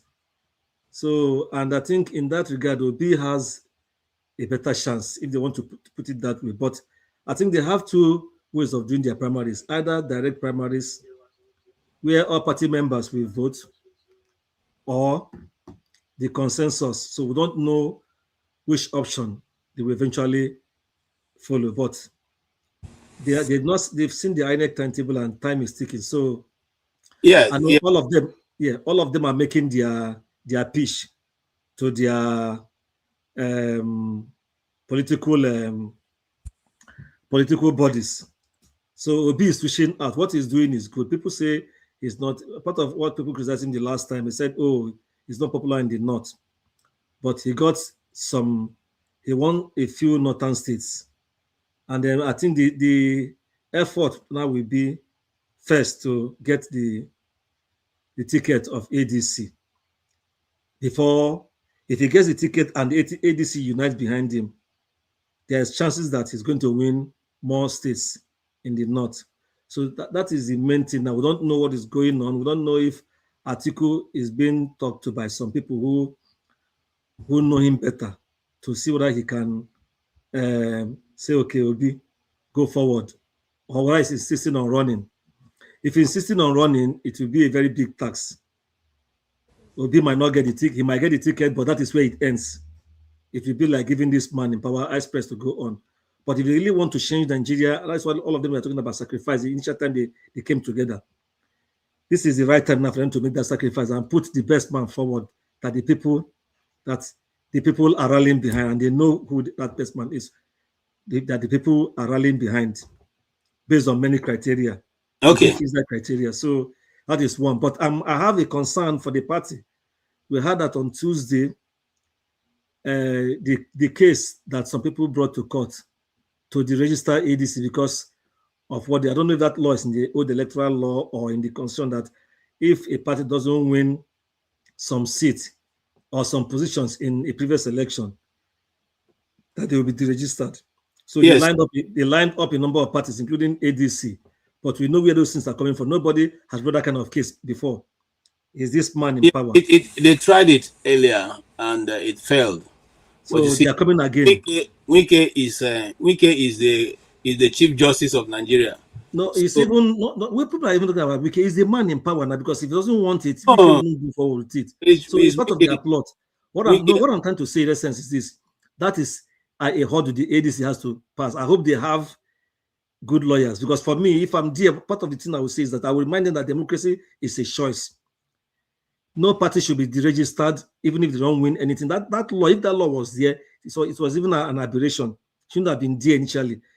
For me, the only ground a party can be deregistered is if that party is engaged in anti-country activities. If that party is trying to become like a terrorist organization or sponsoring terror against sponsoring rebellion, that is where that party can, and maybe those who are doing that in that party can be rounded up. But that a party didn't win any position in the past, it's not a criteria to register them. They can come up and win a position in this election. Labour showed it in the last one. So I don't know how. I heard the party have series of cases going on. I hope that the judges that are put there will know that the country the space should be open for everybody to participate and do something. So for the party itself, I don't know. Something is going on there. We don't know yet. Maybe as Mr. Ahmed Fuller said, in the coming days and weeks, we'll know what is going on. Thank you. Thank you so much. These people in this comment section, they won't kill me. How can I now become governor of Kogi State? Am I from Kogi State? Even if the Supreme Court declared that you want me, anyway, yes. Dexter, please make your comment or comment your make so that on this issue. And then, if you can do that fast, I want us to. I read an online publication that said Mrs. Remi Tinubu is the biggest scam that Nigerians have been faced with in the long history of time. They use her as a puppet to deceive Christians that she's a pastor, whereas she's not, and so to get a Christian vote. I just want us to go around that quickly, true or false. Don't have to spend too much time with it. You jump in here. You jump. No, I've not jumped in here. I know I have it here in my mind. Again, it boils down to what I constantly say.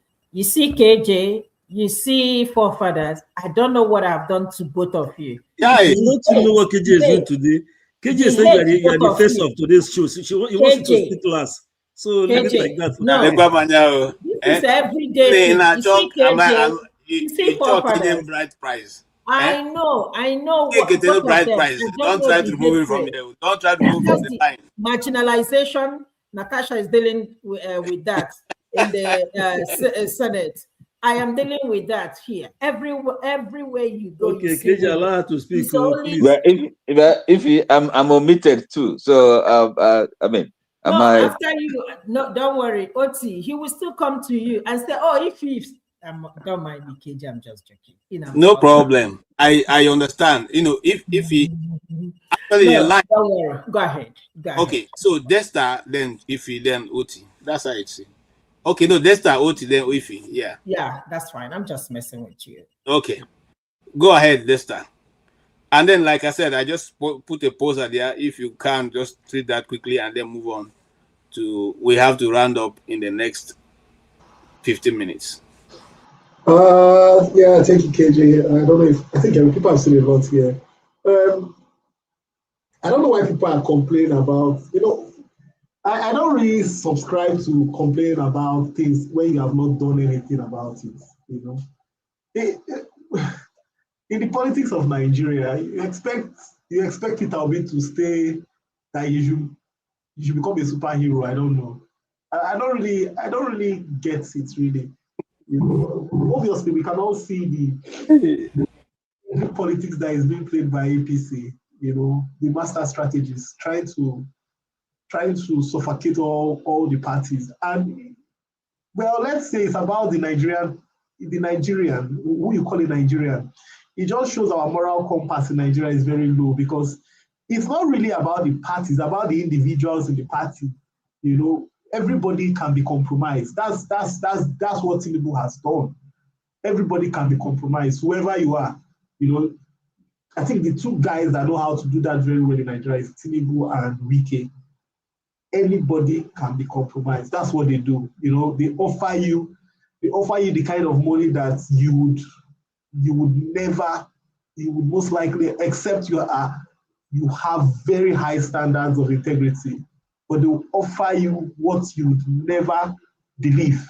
And I think that's what Tinubu has done to all the parties, both Labour Party, PDP, I don't even think Peter Obi will contest under ADC, because the way ADC is looking now, it's looking like there are already elements in there who are going to compromise it, because there's a faction in court already, and the moment you start seeing that happen before a convention, there's two parties, one is saying our dates, in fact, recently I was just thinking maybe Peter Obi should contest under Showore's party. On the news today, I was seeing that they say Showore is APC's too also. So I don't think we should be berating him that, we should have brought Abgar to. That won't have happened. We know that. You can't take Abgar to the north and it will sell. It won't really sell, whether we like it or not. It won't sell. So you have to come up with something that is a little bit nationalistic. And we have to give him kudos for whatever he's trying to do, rather than trying to bring him down. I think whatever he's trying to do, he has, whether it's no. Sorry, Dexter, can Abga align with NNPP? Let me ask a question, Chief. Has Abga won any election outside Anambra State? We're not talking about, we're saying alignment. Well, it's about reach. It's not just about Abga as a party. It's about the reach. What is the reach of Abga? Okay, so if you think Abga is supposed to be, Abga is supposed to be like a Southeastern party, you first ask yourself. Dexter. Sorry, KJ. Dexter, what did ACN do with CPC? ACN had a massive reach. ACN had the Western region. Whether we like it or not, ACN, before Obasanjo came to decapitate all those states governors, they had a massive reach. It was not just in one place. Abga just broke through in only Anambra State, primarily because of Ojukwu. Do you know that Abga, KJ is here. Do you know that Abga has won a governorship election that was stolen? Well, whether we say it was stolen or not, Chief, Abga only won in Anambra State because of Mbadineju, and Atiku said Mbadineju would not go back. Jonathan was just, because of how bad Mbadineju was, I think we told Obasanjo that Mbadineju will not go back. So let's not be, as much as we want to have this romanticize about it, let's just be a little bit, let's play the cards as they are, really. Let's play the cards as they are. And I think another thing we should, if you look at the Nigerian context, we have to read the room. We have to read the room. There is still, look, before now in Nigeria, you used to have an alignment between the East and the North.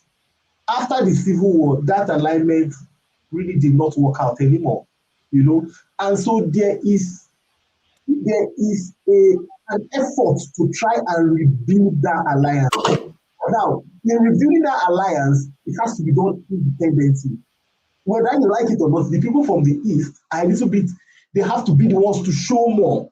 That is it. That's why they say, oh, build bridges. The people from the East now have to be the ones to show more, that they are ready to sacrifice more. You Sorry, understand? I have to go. Dexter, I don't agree with you. I'm not saying you don't have to agree, Chief. You don't have to agree. I want to correct what you said. SDP, NRC. SDP had a northern candidate. Sorry, NRC had a northern candidate with an eastern vice presidential candidate. We came back. You said after the war. Shagari, not wait now. Shagari, not Ekweme East. Speaker of the House of Representatives, Ume Umozioke East. Should I continue? I can continue. See, everything you have said is correct, Chief. Okay. But all right, KJ, that's why I say let us not romanticize about things, because those things you are saying, we have seen that it wasn't sustainable. The country reacted against it. Okay. The country reacted against it. Now, let me talk about the Remi Tinubu stuff. The truth is this. The whole Tinubu administration is trying to fight for legitimacy. That's the whole truth about it. They are trying to, I think what Tinubu is trying to do is put all the structures in place, rig the election, and then say, oh, look, I had all this, and so that's the reason why I won the election. You know, Remi Tinubu has not done, you know, at least she couldn't even say the truth about the Christian genocide. And look, if she can't say the truth about it, even people in the North can't say the truth about the Christian genocide. You will get some Christians from the North, they won't be able to tell you the truth about it, you know, except Dachumo that came out to say it, you know, so you can't really blame her on all that. Thank you. Okay. Thank you so much. All right. So, Oti, go ahead, sir.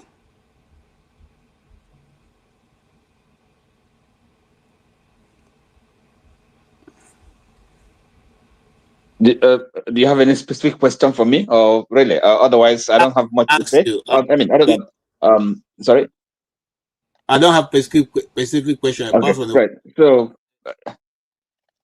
then, what we're discussing there will be yes, phenomenon. Is that? Well, I think is uplifting. So that shows that sometimes we have to give people, you know, kind of benefit of a doubt that they know what they're doing, and even as commentators or observers, you know, we should have the humility to, to be kind of, if like, fair-minded, even in our criticism, you know, and not claim to know it all or to, you know, have the gift of clairvoyance, or you know. So I just believe that he still holds the hope for Nigerians. Yeah, so we just hope springs eternal. As even as people in the diaspora, we have to give him all the support he requires, because I don't know what else we're gonna do. On Friday I had a client from Nigeria, somebody that buys properties cash. You know, I'm talking about buying from Nigeria. My client, and kind of I just beggars believe that people that live in Nigeria, seeing what people are going through, and to this man, who is, you know, just feel that nothing, you know, there's nothing to complain about. Wow, what is all this noise about? You know, the first thing I asked him was electricity. He said no, he hasn't seen any kind of protest or demonstration about problem with electricity or darkness. Wow, I said this.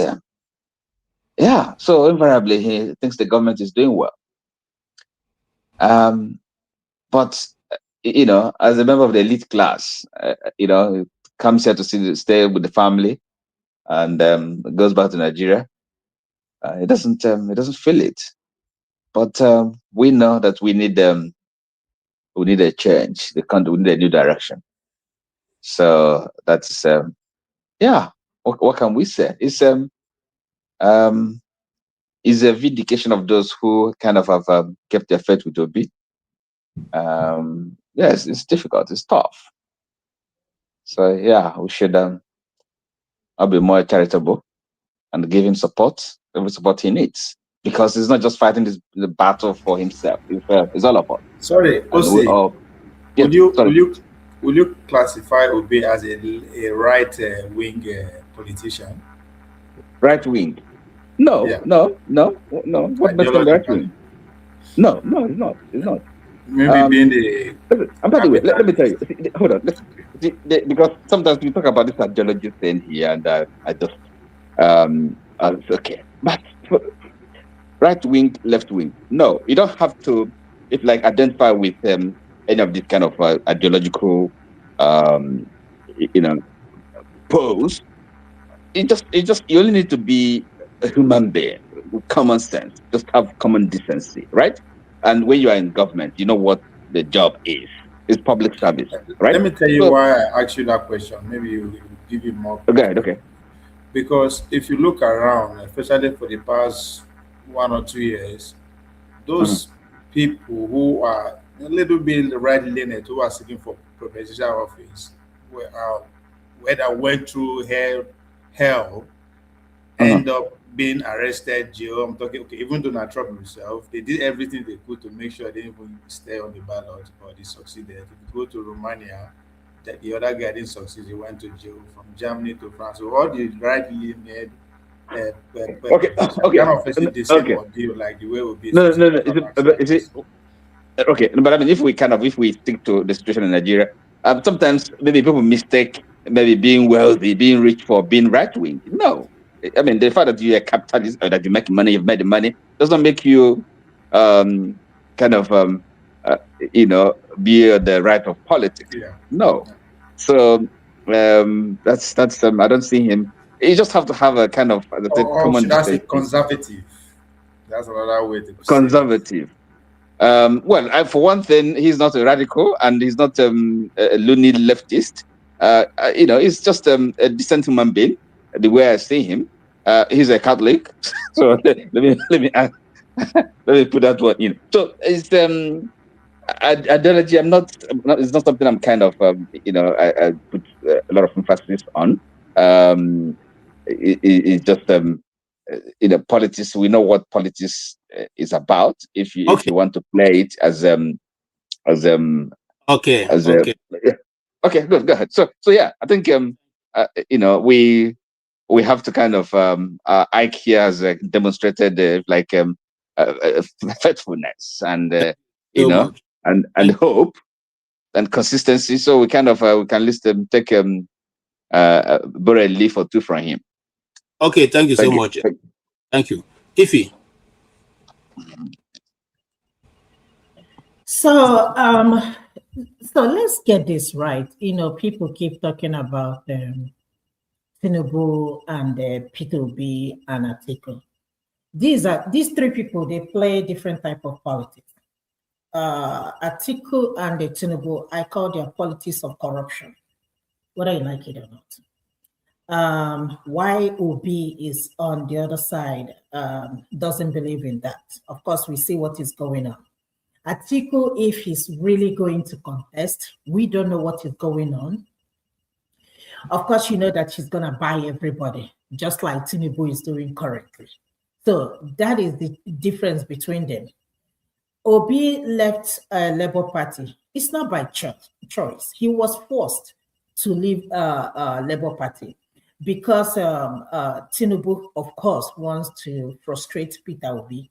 He knows that Peter Obi is a very big threat. If not, why is he worried? When prior to him, stealing the election, a Labour Party has been there. Nobody even knows anything about Labour Party until Peter Obi joined the party. And now everything has been fine until all these problems started with Peter Obi. And Peter Obi left. Peter Obi even said it, that everything they are doing it's all about him. They just want to frustrate him. So it's not that Peter Obi is jumping from one party to another. He knows what he wants. And because he cannot pay his way, just like they are doing, I guess that's why he's having the problem that he's having today.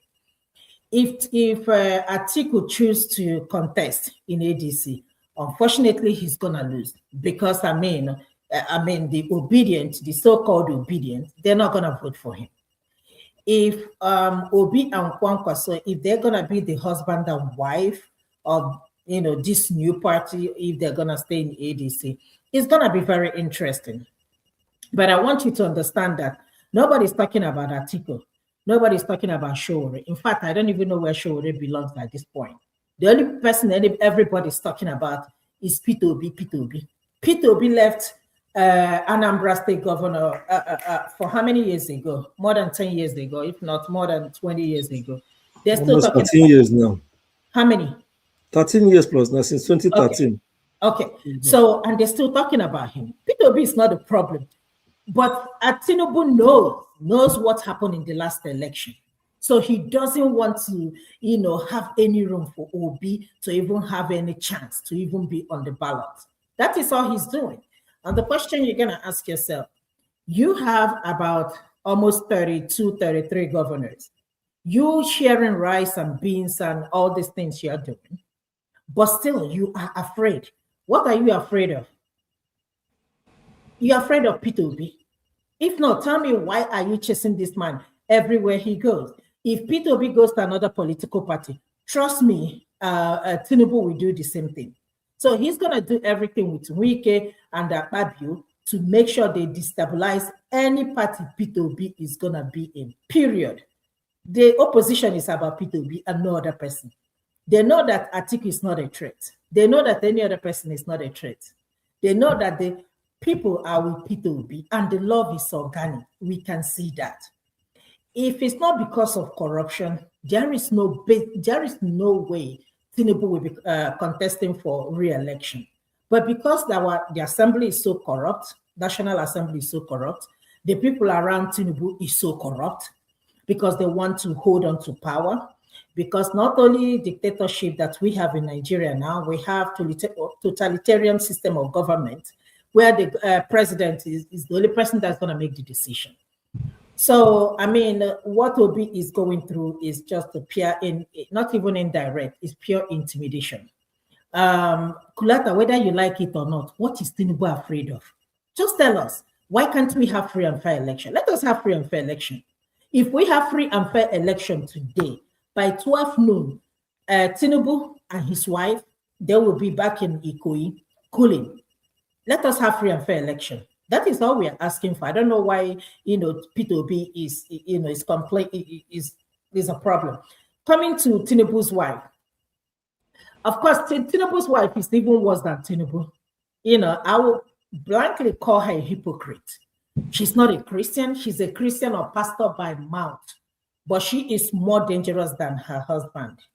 Have you ever heard any of the pastors criticize Tinubu lately? No. You haven't heard anybody say anything about it. The imam that said that they were giving was it 500 billion naira or such a huge amount of money, and somebody said if this amount was given to the imams, only God knows how much were given to the pastors. So you haven't heard any of them come out to criticize him. It's mainly people in the north are the people actually criticizing Tinubu at this point. So let's see how that's going to go.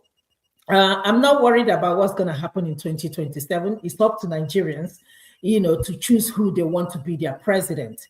But like I said, Tinubu, you are the commander-in-chief. You have everything aligned going for you, but you're still worried about somebody.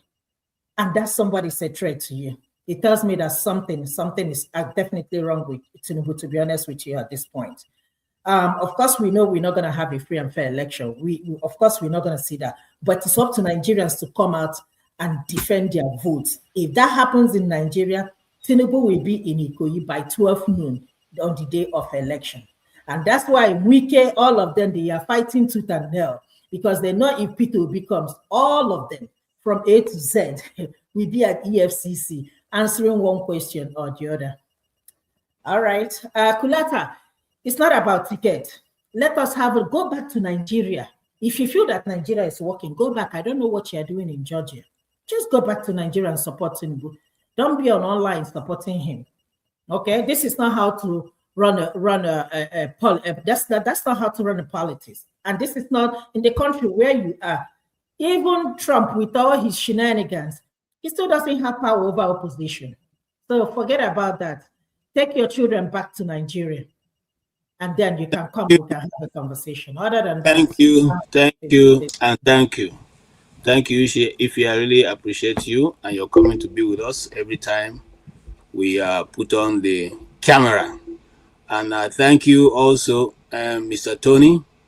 Really, really appreciate you. Really appreciate you. My brother Ike, thank you so much. Thank you. Yeah, Oti, also appreciate you. Thank you for bringing that clarity to that word. Because every time we hear force majeure. Thank God today we now know what force majeure is. Baba blue, Olaba. Anyway, thank you, and BC, thank you. And hey, yeah, Ovio. Yeah, I suspect you don't go church today. I know you know. Why? Is it my clock? You know, thank you so much, Ovio. Thank you. You guys make the program so easy. And you know, if you guys are not here to analyze these things, we will have no program, because how long can a man talk? You know. So, but when you guys come, your various different experiences, different capacities is brought to bear on the program, and consequently everybody is better for it. And that's the thing we are trying to encourage our people, that because a long time ago I had an opportunity to tell my original director that, Oga, as your friend, I advise you, because the original director does not mean that you must have the best idea. When you hold a staff meeting, take from the best of the ideas presented and implement. Nobody should, don't say it must come from you before you know the idea is good. So that is what Nigeria should learn. Learn that the best idea must not come from the president. Scout for people who have the ability. If you are going for conference, don't go because one king spoke some 3 Nigerian languages and then you clap hand and sign away the future of your children and your grandchildren. It doesn't make any sense to anybody. And a man took his time to analyze why he thinks that Mrs. Tinubu all this while has planned to do this. They plan to use her because nobody have ever seen her going to hold any service. She has not held any service. She doesn't have a church. So how come she's a pastor? You pastor one of the whole service. But it is better for the optics. They say a pastor married to a Muslim and the world is sold for it. However, now her and her God, because the spiritual realm know they lie. So if you answer a title that does not belong to you, you go answer on the other side. Okay. Having said that, don't forget to thank Tony Nnadi Jagu show for not coming today. That's why I know they're around. Oh no, I know that Tony Nnadi wasn't going to come because he knows that me. So, and of course, Jide, the truth of the matter, no, sure, I know, sure supported me. Sure was the one who sent me those videos because I know he wasn't going to be around, so he, done that. But here is where we are going, gentlemen and ladies. The people on the comment section, you guys were, you guys almost make me, I love to. I mean, how do you guys frame these things to frame? I will advise Mike. I will send the pastor to him to see whether he will give his life to Christ before 2027. But the way it is unlikely because the man is going deeper and deeper into the forest. Only when he meets a Bedike inside before he will turn back. So we wish him well. And the opposition in Nigeria it's not going to help us if we keep going individually, telling one another, I love Shore, but Shore, calm down, so that we all can see which way. I'm not asking you to go into line with them, but let us, see who is our worst of the pack and deal with that person and be able to get them into place. Yes, Pansa, I don't know what I've done to you, but I'm a full-blooded Igbo man with Igbo heart. So that I didn't choose Masker over you. Masker came before you. And Masker have been coming and going because his network was bad. I just want to explain that to you so you know nobody's trying to be funny on this program. We are not trying to be funny. What will make sure whether you are Igbo or Hausa or Yoruba or Igala, Itiv, Idoma, Basange, Basankumu, Itolo, Igede, will give you the same opportunity. We'll give every other person to express yourself. Thank you so much, every one person who has been there. Kulata, thank you for saving me. At least you're able to bless me with, something to buy tea. And we appreciate you. You may not always agree with us, but we also appreciate your coming. And I thank every one person who has been here with us, those I can mention, those I cannot mention because of time. God bless you all. Let's do this again next week. And until then, have a good night, everybody. Thank you. Have a good week, everyone. Yes, have a good week and a blessed weekend for them, a week for that matter. And make sure keep safe. Very important. Thank you all.